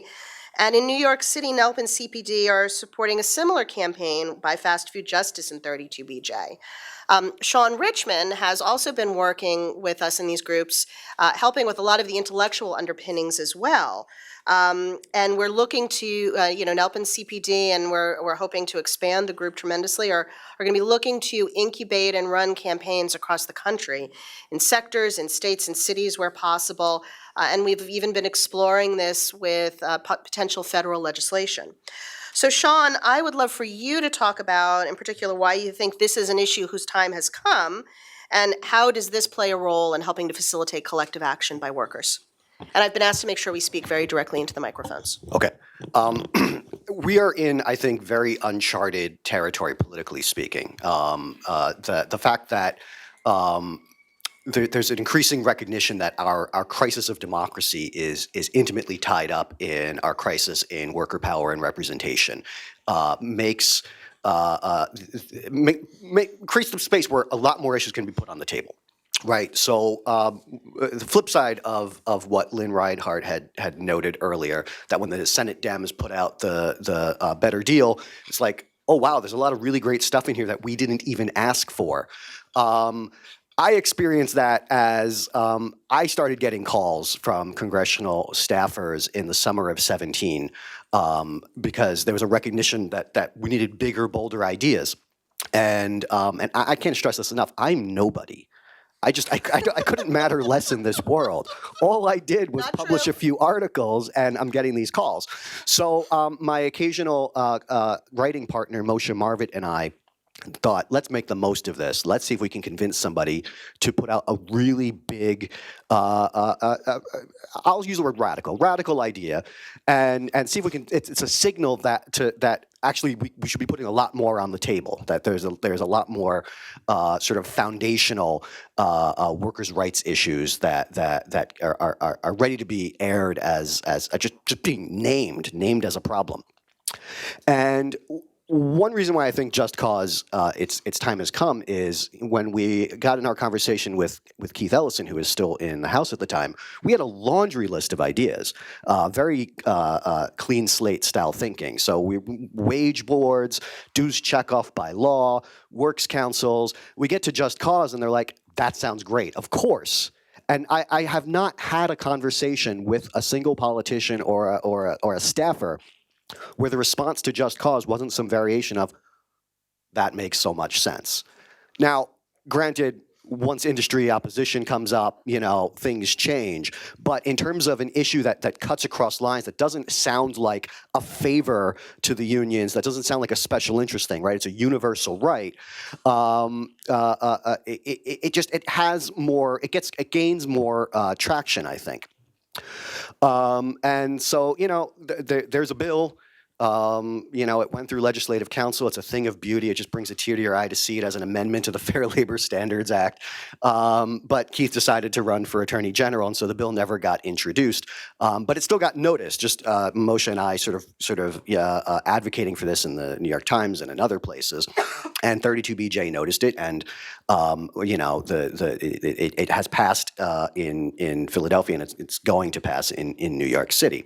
And 32BJ, I think, is looking at this as, for the fight for 15, we're not going to wait for McDonald's to sign a neutrality agreement. How do we get the functions of a union here and now for the workers who want it? And what they've come up with is they have a wage board in New York, so that's how they address the wages issue. They have a dues checkoff law, which I think a lot of us should be paying a lot more attention to. I think it's absolutely a direction that we need to go in as a movement. And if they get Just Cause, rather than in a contract, but in the law, then you have a package of both service and advocacy and activism that totally justifies asking a worker to pay dues, and they've got workers that are paying dues. So that that's one way to look at it. I don't look at just cause as merely sort of the service function. I think it's actually much more radical than that. I think that in ways that because it's the air that we breathe, the at-will employment standard, we don't tend to think of just how detrimental it is. Workers know that they will be fired if they speak out on any issue, if they act out on any issue. At-will does not motivate workers to form a union. It demotivates them from forming a union. And we have protections for workers who organize and get retaliated against. Those protections get screwed up when they get into the courts with a bunch of judges who are looking at everybody else's at will. So, maybe you actually did deserve to what you got fired for. Workers know that they're never going to fire you for the reason they're firing you. They're going to make up some justification. So if we had just cause as a universal right, I think you would see a lot more workers engaging in all kinds of protest activity, running up to union or less than that, but speaking out about unfair practices and eventually organizing in a collective manner. I would also, and I have one example of where you can go deeper on this, right? Because you could just go out there and get members at a bunch of shops across the board, falling short of exclusive representation, and they'll call you when they have a problem. And that's a valid organizational model that I think a lot of unions would actually gain thousands of members if they had that. But you also have the ability to sort of spark rebellions at individual workplaces. I ran the AFT's National Charter School Organizing Division for a number of years. And when we finally organized our first charter school in New Orleans, after all the teachers were fired after Katrina, and the union had this major efficacy issue, right? Everybody got fired, and they had a contract. Everybody got fired, and the bosses were making them sign yellow dog contracts. The captive audience meeting is on a daily basis. It's on the overhead speakers. So there's a huge level of fear, and we're 10 years out now. I mean, the union is a myth and a legend. And at the one of the highest rated, depending on how you count, the highest rated high school in New Orleans, Benjamin Franklin High School, they tried to fire the Latin teacher, and people loved the Latin teacher. And we, because of just weird institutional history, that school decided that they needed to sort of maintain the vestiges of some sort of just cause and some sort of grievance procedure on a non-union basis, right? Because they wanted to actually keep their teachers, because these are the teachers that write the AP textbook and all that. So it was there. It was a totally bootleg process. If the workers on their own, it's sort of a dead letter. But we came in and we represented Prof. At an open school board meeting. So we provided staff representation. We also organized his colleagues to testify on his behalf, to be in the room, because it's an open school board meeting and open law, the open access law. So wearing union colors. We did this before we ran for a union election. I wanted to go right for an NLRB election because we had just gotten a decision out of the NLRB that charter schools are private sector. And I was like, let's do it, let's go. And my organizing director on the ground was like, no, we have to demonstrate efficacy. So we defended Prof's job successfully at an open school board meeting, and that was May. Before the school year is out, we have an organizing committee. They march on the boss with a petition representing 93% of the workers demanding collective bargaining, and they actually got, in another big open school board meeting, we got voluntarily recognized, because what are you going to do? 93% of the teachers that write the AP textbook are demanding a union. So that's the clearest example I have from my experience of where just cause can let you go much deeper and can build on the workers' rights and build unions in the traditional sense. We got a contract in that case. That's great, thank you. I've got one more question for each of the panelists before we turn this over to you guys, and I will ask my panelists, we've gotten a lot out there already, which is great. I'll ask you guys to try to do terser answers this time, just because I want to make sure, I mean, every one of you could stand up here for 5 hours and talk and have everybody at rapt attention. I know I speak for everybody in the room, but we also want to make sure we get some questions in. So I'm going to turn back to Marcella, and what I'd love you to do is sort of just give a brief overview of how successfully you've used Section 7 and NLRB complaints, but also what I talked about when I was with you, sort of your full circle model, the way that your work site organizing plays into the Section 7 work and it's mutually reinforcing, and the way that those two things are also mutually reinforcing in the local and the state policy work that you do. It's not just any one strategy, they are all things that work to build power together. Okay, I will try to be brief so that we can get to some really good conversation here. I'm glad that I'm following Sean, because I would say likewise with our worksite committee model, we really are able to, in work sites, be able to utilize our Section 7 protections for protected concerted activity to continue to organize and to keep people in their jobs, to get them reinstated, to get their back pay. And so I mentioned about 75 worksite committees.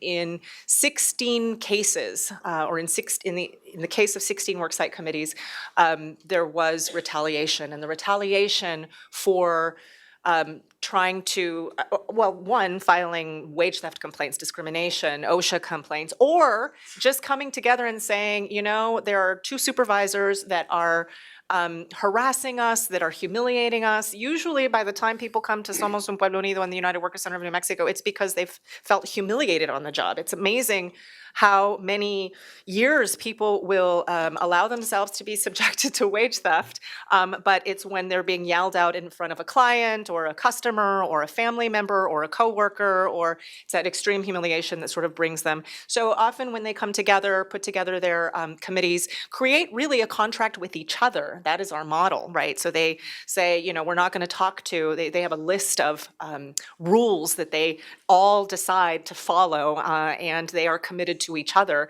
And what really allows for this to be a building block for our greater work really is that they are, you know, they're, in some cases, they're already doing press conferences, going to hearings, doing our strategy meetings, doing all the work that community-based organizations like ours do. But in the workplace, they have to recruit other members. They have to rely on their coworkers to make their work and their committee successful. And that is what is really allowing us to build that solidarity, that intense leadership development, that intense skill building that really does allow for the big ticket items that we're able to do, and again, that power shifting in our community. So in 16 cases, we filed 16 charges with the NLRB. In 15 of those cases, they resulted in formal complaints, and there was a whole host of results in those complaints. So in 5 of those cases, we got really strong decisions. In the majority of the cases, settlements, but in all cases, people either had their hours, their reduced hours reinstated, they were reinstated in the workplace. They, in some cases, although this is less so more recently, they are they receive monetary settlements in lieu of reinstatement. That was sort of, that happened early on as we were sort of honing our model. And now what people can do is when they're retaliated against for filing wage complaints, for trying to change wages and conditions in their workplace, is they're able to go back into the workplace, which is this incredibly empowering thing because they've already been trashed to other coworkers who didn't join the committees by their employers, but they've already had the support, not just of their individual worksite committee, but we sort of have what we call a central worksite workers committee, where other worksite committees, they train each other, they do protests together. So you might have a worksite committee of 6 people, say at a car wash, which we had a really successful worksite committee. And yet when we protested, because the day that our the official complaint was filed by the NLRB in a very sort of big way, our mayor was there, our IATSE was there because they get all of their cars washed at that particular car wash. And so they said, as long as you're in a labor dispute, we're not going to wash our cars there.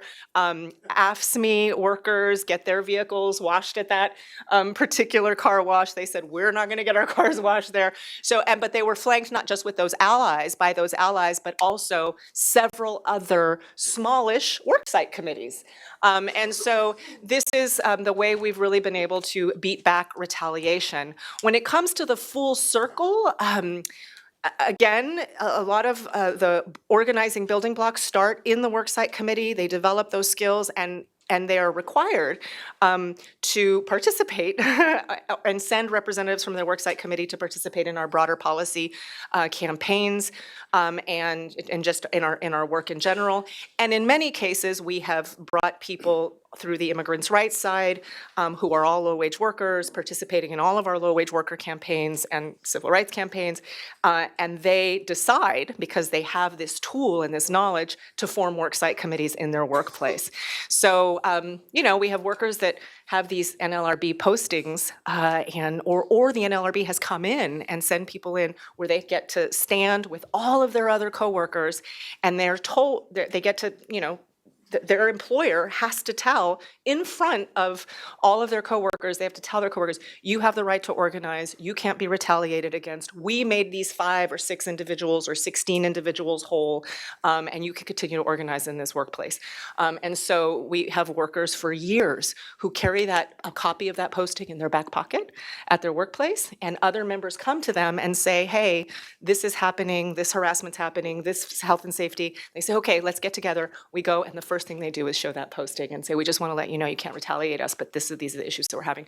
So they're able to sort of engage in a very intense way in our policy work. And so, we've done strategic impact litigation. We sued our Department of Labor, our State Department of Labor, for inadequately enforcing our minimum wage law that we passed. And so our worksite committees were able to recruit plaintiffs in their work sites to be a part of that lawsuit. And they felt like they could do all of that without the risk of unfettered retaliation. We always say you can be retaliated against, but we have these tools to be able to get you reinstated. And then, we just raised the minimum wage at the state level. And many of our worksite committees, so it's $12 over the course of 3 years in the state of New Mexico. So we do those big ticket items both at the city of Santa Fe level, the county, as well as the state level, and people feel like they can do that, again, inoculating other workers in their worksite, but also knowing that they have that protection against retaliation, which at the end of the day is a big deal. So we don't have just cause yet, but this is a way for us to be able to create a sense of job security in the workplace through these worksite committees. And I'm going to turn back to Sean now, because you're lucky. It sounds like you're in a region that actually is really a board region that's really taking things seriously and doing what it's supposed to do. Everybody in this room knows that not all board regions are created equally, right?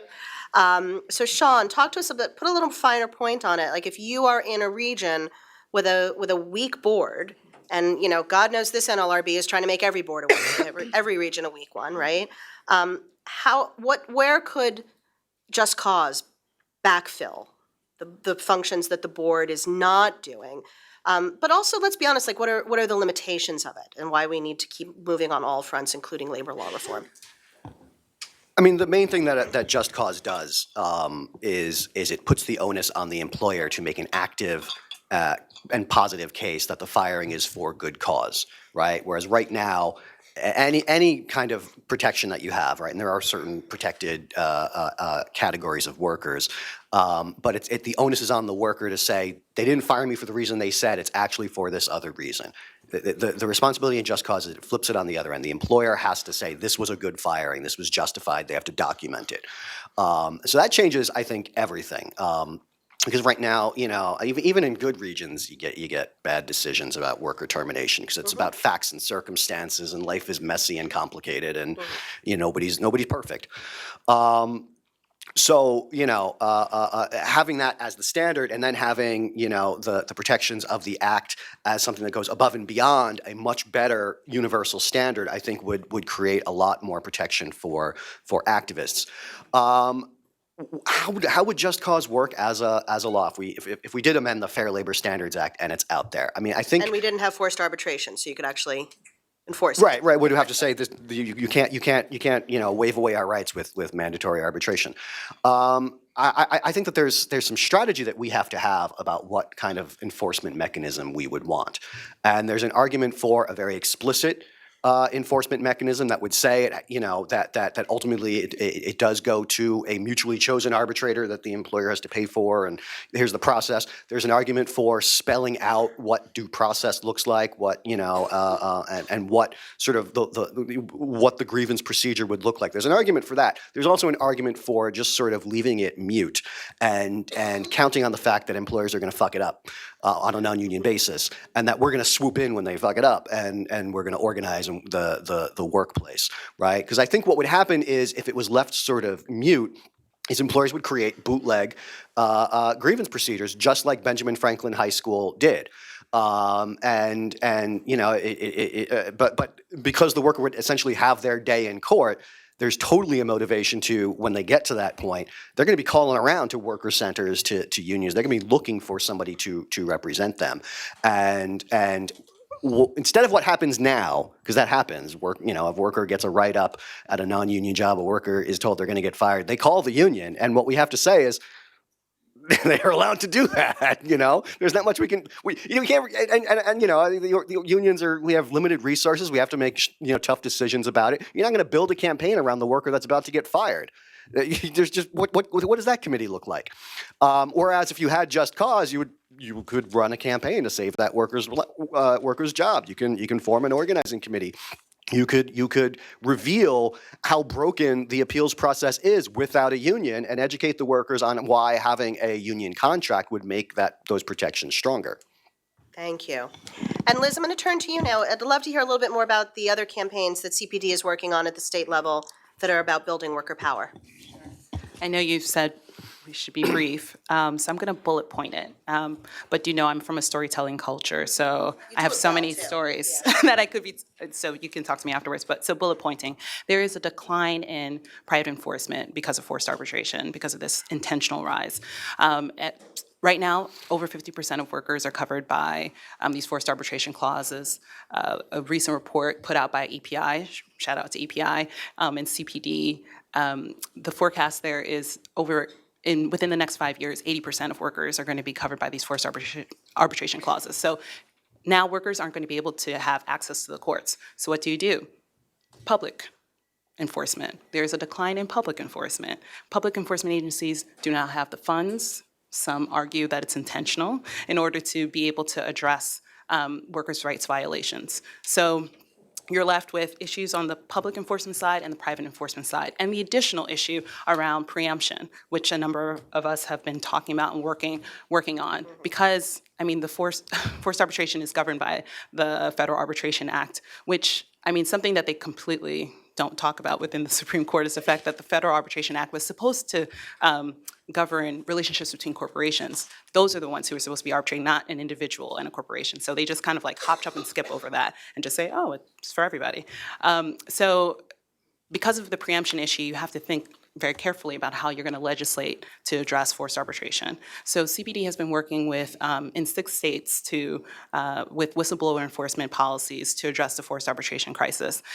So I think Sharon had mentioned the idea of a national PAGA, and some people know this acronym, others don't. So what PAGA stands for is the Private Attorney General Act. And so that kind of legislation currently exists in California and has existed for the last 15 years. What that kind of legislation allows is for a worker to sue in the shoes of the state on behalf of other workers. So they're able to have access to the court, they're able to access the court collectively, and they're able to address company-wide violations. So we're working in New York, Vermont, Maine, Massachusetts, Oregon, and Washington to pass this kind of legislation. And this would give workers, again, the opportunity to access the courts collectively and actually just have leverage. Quick story. The only story I'll tell here is just, before focusing on policy work, I represented low-wage workers in federal court cases. And I would successfully settle my cases, and I had colleagues asking me, how are you successfully settling these cases? Like, what is happening in your negotiations with corporate counsel? Because I'd have corporate counsel come out of the room and be like, oh my gosh, that was really horrible. Miss Nicholas, this is highly unorthodox. They'd be really upset with me. I'd get these phone calls from them. They would say, you know, they weren't used to this kind of interaction.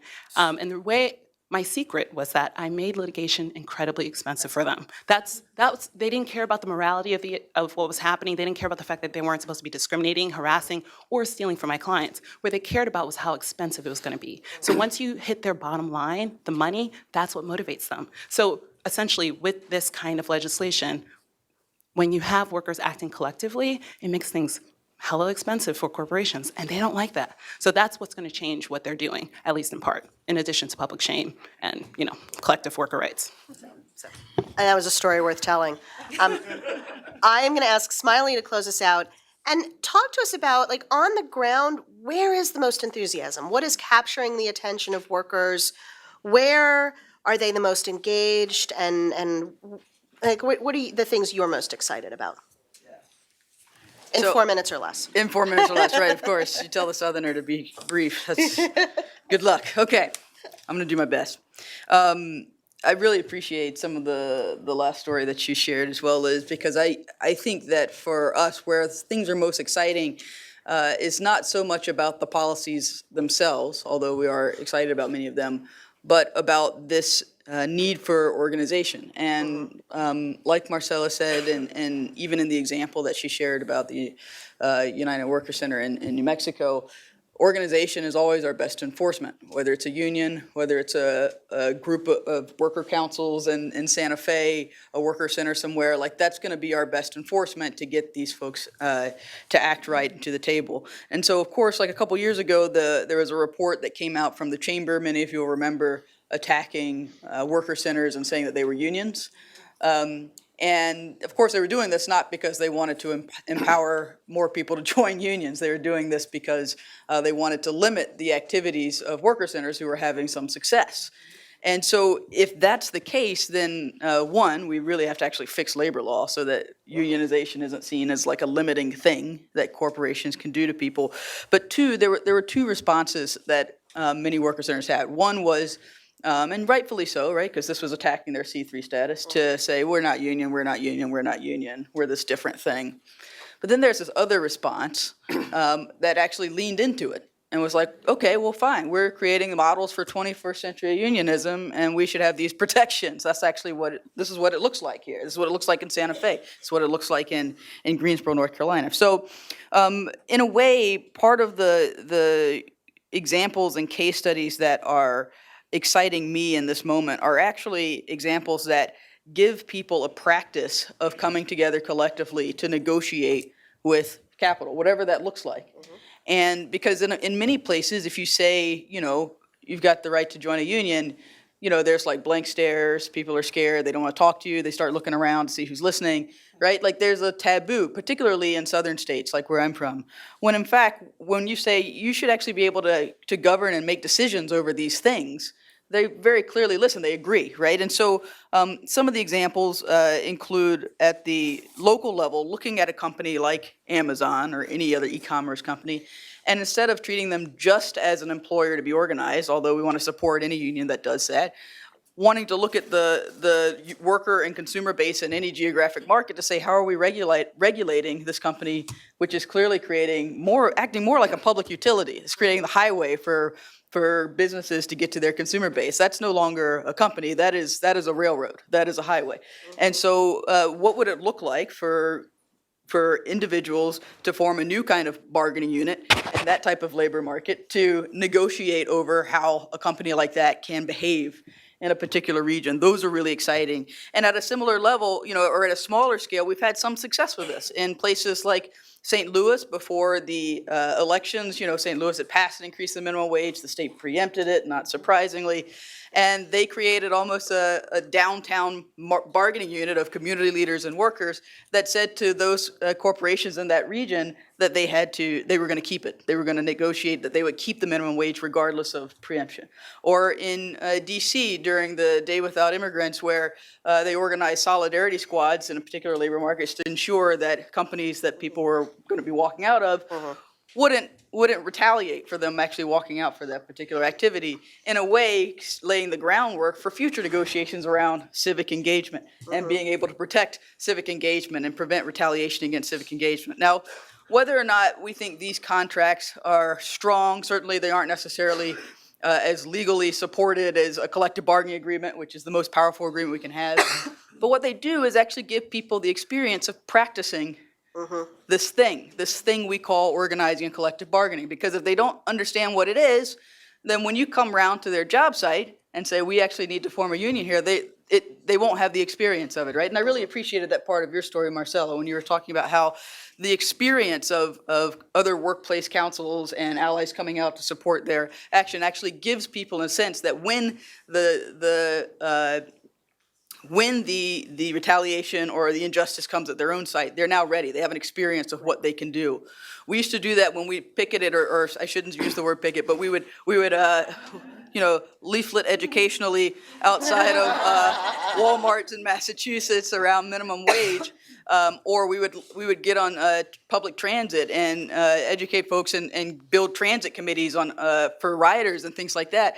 And that was actually how we built committees of retail workers at one point, because they were on the bus. Now, they were organized around a completely different thing. It was a community-based issue. And yet we were getting them into this position where they were practicing this idea that they could have power, they could come together and negotiate with capital, and then when it came to their work site, they were ready. They had an experience of this. Last couple of things is just in terms of getting at this, what we call bargaining with the 1%, or what Sharon was saying, is like kind of redefining the firm, redefining who actually benefits from our work, from our labor, who is profiting the most. And we've had a lot of success globally working with unions and non-union NGOs around the country around the world who organize workers. And what's interesting, and I want to harken back to the question from I can't remember your name, from National Women's Law Center, but Sunu. What's that? Sunu. Sunu, I got to meet you, Sunu. Can't wait. So one of the questions you raised, one of the things that really got people in a position to come together across border was this issue of gender-based violence.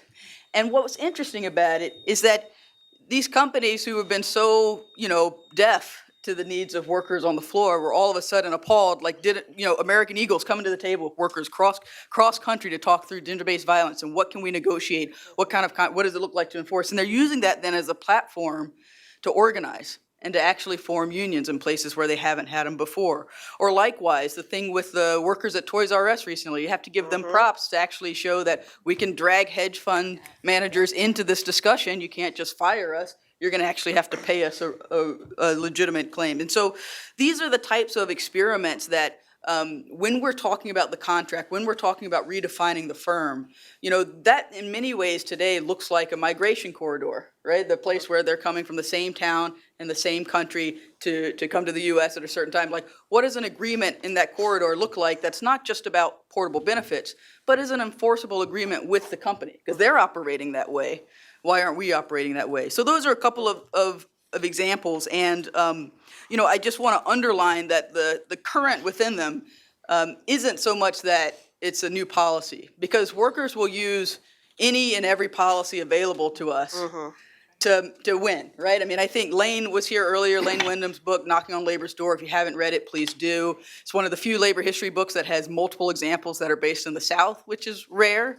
And it actually shows that people have been organizing, particularly women and people of color in the South, and using things like the Civil Rights Act and other things in addition to labor law to try to leverage power in their communities. Likewise, today, when we talk about immigrant rights, we aren't just talking about some moralistic thing. That's important too, but we're talking about workers' rights. We're talking about protection against retaliation for people who have been brought to work. And so in a way, this is the type of thing, the policies have to serve the organizing. Like at the end of the day, the policies have to set us up to build workplace committees, marketplace committees, downtown neighborhood committees, tenant committees, whatever the committee is that allows people to both be in relationship with each other, to test this idea of what a bargaining unit is, and ultimately to practice democracy. Excellent. All right, what I would like to do is get 3 questions out before we give answers. I see the gentleman in the back, I see Paula here. One more person? Right there, that gentleman in the middle. If they could get to the microphones, if you could all ask your questions, and we'll try to see if we can answer them a bit together. The gentleman in the back first. Paula up here, right there. Paula, you're going to go second, and then the gentleman in the back middle with the glasses third. Yeah, Carl Pulzer, and I've been working in a couple ways on the analytics side, exploring wealth concentration, income concentration, and advocating for inclusion of low-wage workers in the economy. So I'm really fascinated by these workplace committees, and to follow the most recent comment, I'm not a labor lawyer, though. So I wondered, they seem to be empowering people without actually forming a union to exercise certain rights under federal law. So just on the technical side, how do they have standing? Is it the individual that has standing to go to the board, or is it does the committee have standing? Who else could have standing? And on the ground, do unions see this as a possible ally, or is it competition? Could it be a mechanism where unions could pool their resources to kind of pre-negotiate? So there's a political element. Those are my questions. Great. And while she's coming up here to give Paula the microphone, sir, I'm going to ask you to make sure you meet my colleague Charlotte Noss, who's just right over there. Get one of her cards and talk to her, because she specializes in this worker center issue, and I think would have a lot of great feedback for you also. Paula. Paula Brantner. Back in, I believe, 1998, when I was with the National Employment Lawyers Association, we did a series of focus groups on just cause. And as Bob Schull knows, about 10 years later, did some more focus groups, and that's why we call it forced arbitration instead of mandatory binding arbitration. But when we talked to workers, we thought it was a no-brainer that this is something that workers would want. And we found, to our surprise, that there was a lot of hostility towards it. And I think it came from what I would call a scarcity mindset, that workers thought it would make it too hard to fire bad workers. And there was hostility amongst unions because, and again, the scarcity mindset, it would be like, well, if all workers have that, here's this unique thing that unions provide, there won't be an incentive for people to organize anymore. And so we didn't get very far with that.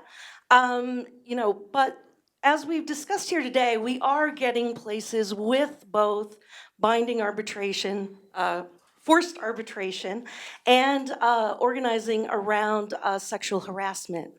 And those are issues that employment lawyers have known for decades have been major problems. But I think employment lawyers are pretty crappy at organizing around it. So my question is, how do, whether it's unions or organizing groups like CPD and others, get behind just cause in an effective way? Okay, and then the gentleman in the back. This question is in some ways for Sean, but there's other folks in the panel I think could answer it particularly well. I've been captivated by this idea of just causes. The next labor standard we fight for some time, and I think there's many reasons you articulated why it's great. I think the objections to it fail. So I'm hoping that what you can articulate, Sean, and others, is what do you think a national campaign would encompass to move towards this? You mentioned amending the Fair Labor Standards Act. So far we have 2 examples on the local level.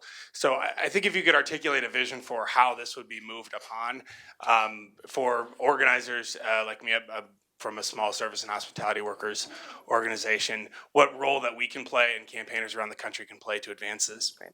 I think it'd be helpful to hear people like you all. Mm-hmm. Thank you. So we are very pressed for time because there's an event here at 1 o'clock and EPI needs us out at 12:30 so we can turn things over. Thea is going to dismiss everybody much more graciously than that, but I'm going to be the bad guy and let you know that when we're done, we're really done, and we appreciate you leaving. As much as we would love for you to be here all day and keep talking about this, this is the first of many conversations to come. But with that, I would like each of my panelists to sort of close with if possible, about 60 seconds of reflection that is either in direct response to a question or one more quick thing that you want to say. And then we are going to turn this over to our gracious host, Thea, to say thank you. I think what has changed since 1998 is that employers are acting with such impunity that everybody has horrible stories now that has happened to them, a family member, a coworker, or they've heard stories because social media has helped these stories get out.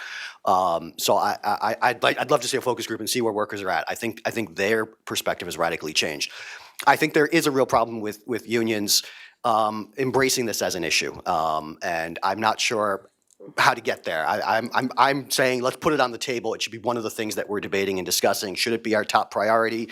I don't even take a position on that necessarily. I actually think that where we want to get, if 2021 looks like the kind of year that we're hoping for, I think we want sort of an omnibus Fair Labor Standards Act amendment that is addressing a lot of the fucked up things that corporations are doing. We're pushing for make workplaces fair again. And I will just note that as we were discussing this with Mr. Ellison and his team last year, the major unions were all at the table very constructively, very enthusiastically. So, there's not necessarily a dichotomy there. There are certainly considerations to balance. We don't want any sort of just cause standard to, for example, override a previously or future negotiated collective bargaining agreement. But I think there's a broader recognition that, again, this is an issue whose time has come.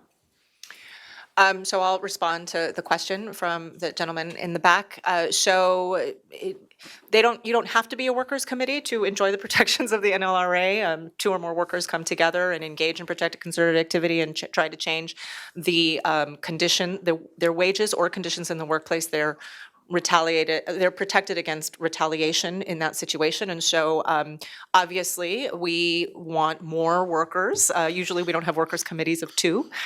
We say you gotta get in there and you gotta recruit more people, because the more people that are involved in this, the stronger your case will be. So, they declare themselves as worksite committees and use a whole host of strategies to improve their wages and workplace conditions, but they declare themselves very early on so that they do enjoy a little bit more than they already have job security. So then the burden is on the employer to prove why they've retaliated against them or why they've fired them, reduced their hours, et cetera, once they've formed the workers committee. So they write. Everything is documented through writing. So anytime any supervisor comes and says, you guys are very problematic, we're gonna get rid of you, or we're gonna do X, Y, and Z, or they tell another worker, they document it, they create a really strong paper trail, say, and when they declare themselves, these are the things that we want, we're just wanting to let you know that there are 6 of us, or 10 of us, or 12 of us, or 20 of us that have decided to form a worksite committee, and these are the things that we're interested in changing in our workplace. We'd love to meet with you. Their employer could absolutely ignore them.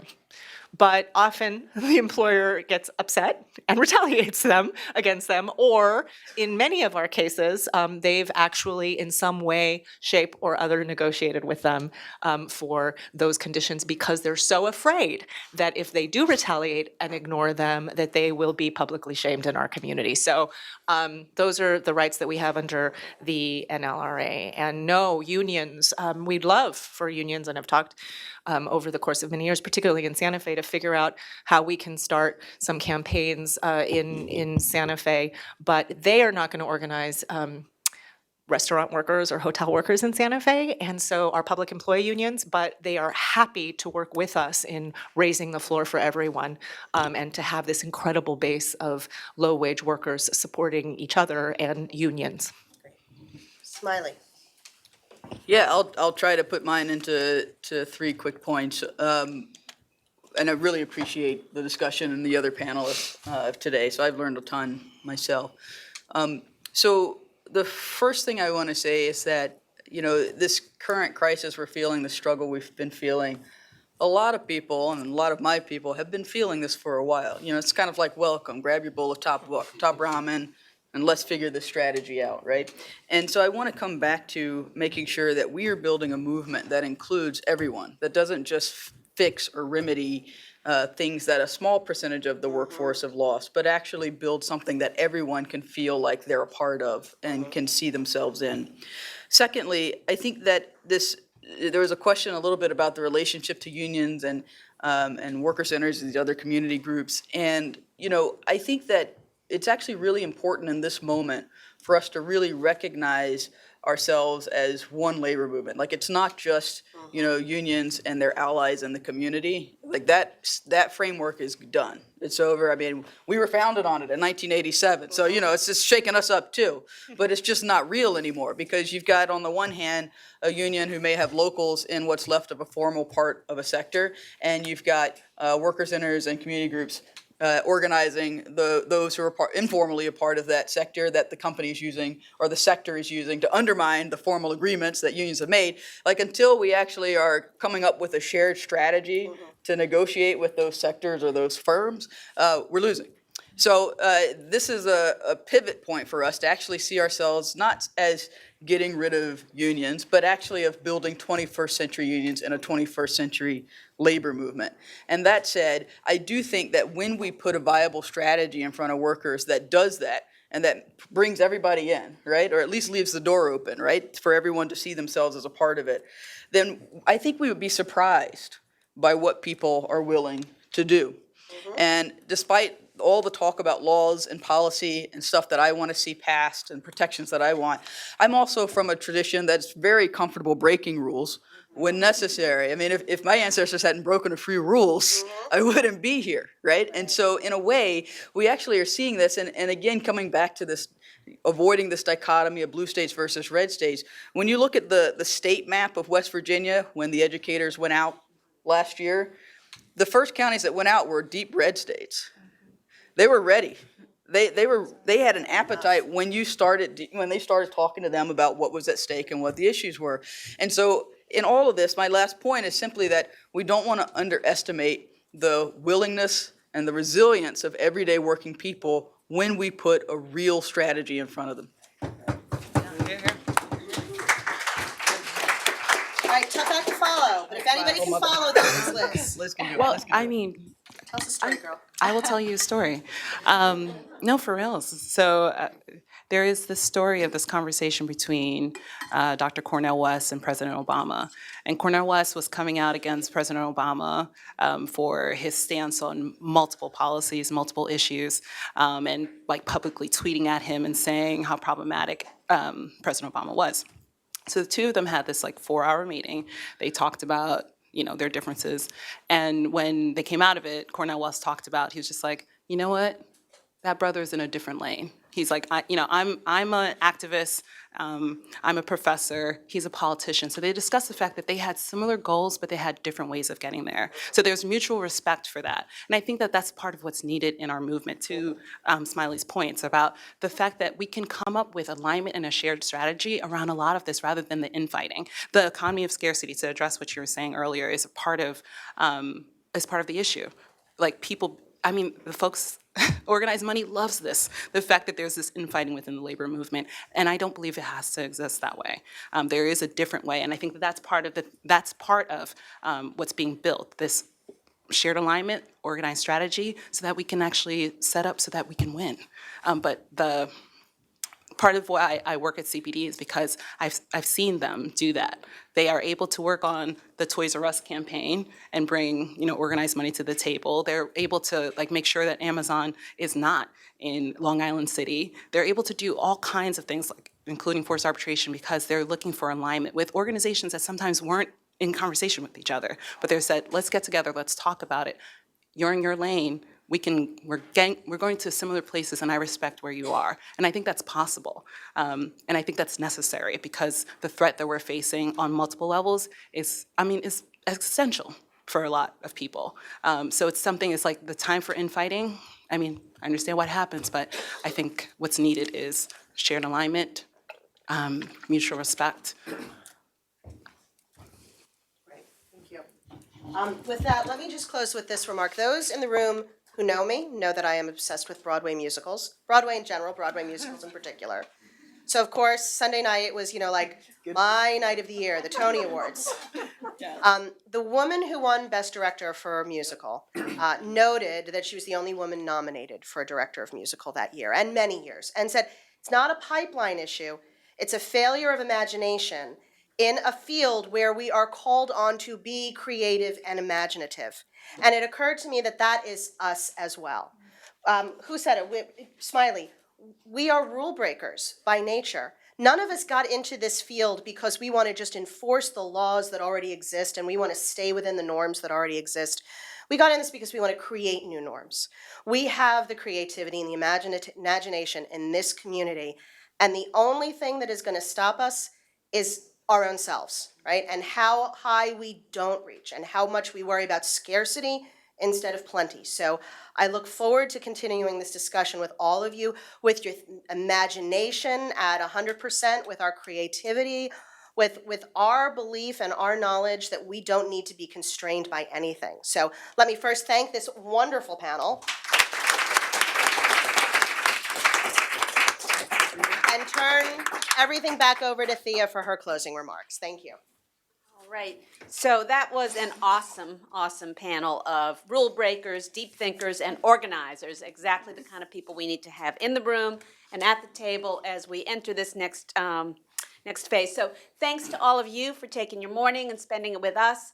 As Judy said, we are trying to turn the room over pretty quickly for another event at 1 o'clock, so we appreciate your cooperation in helping us do that. So don't hang around, but go talk with folks outside and exchange cards and stay in touch.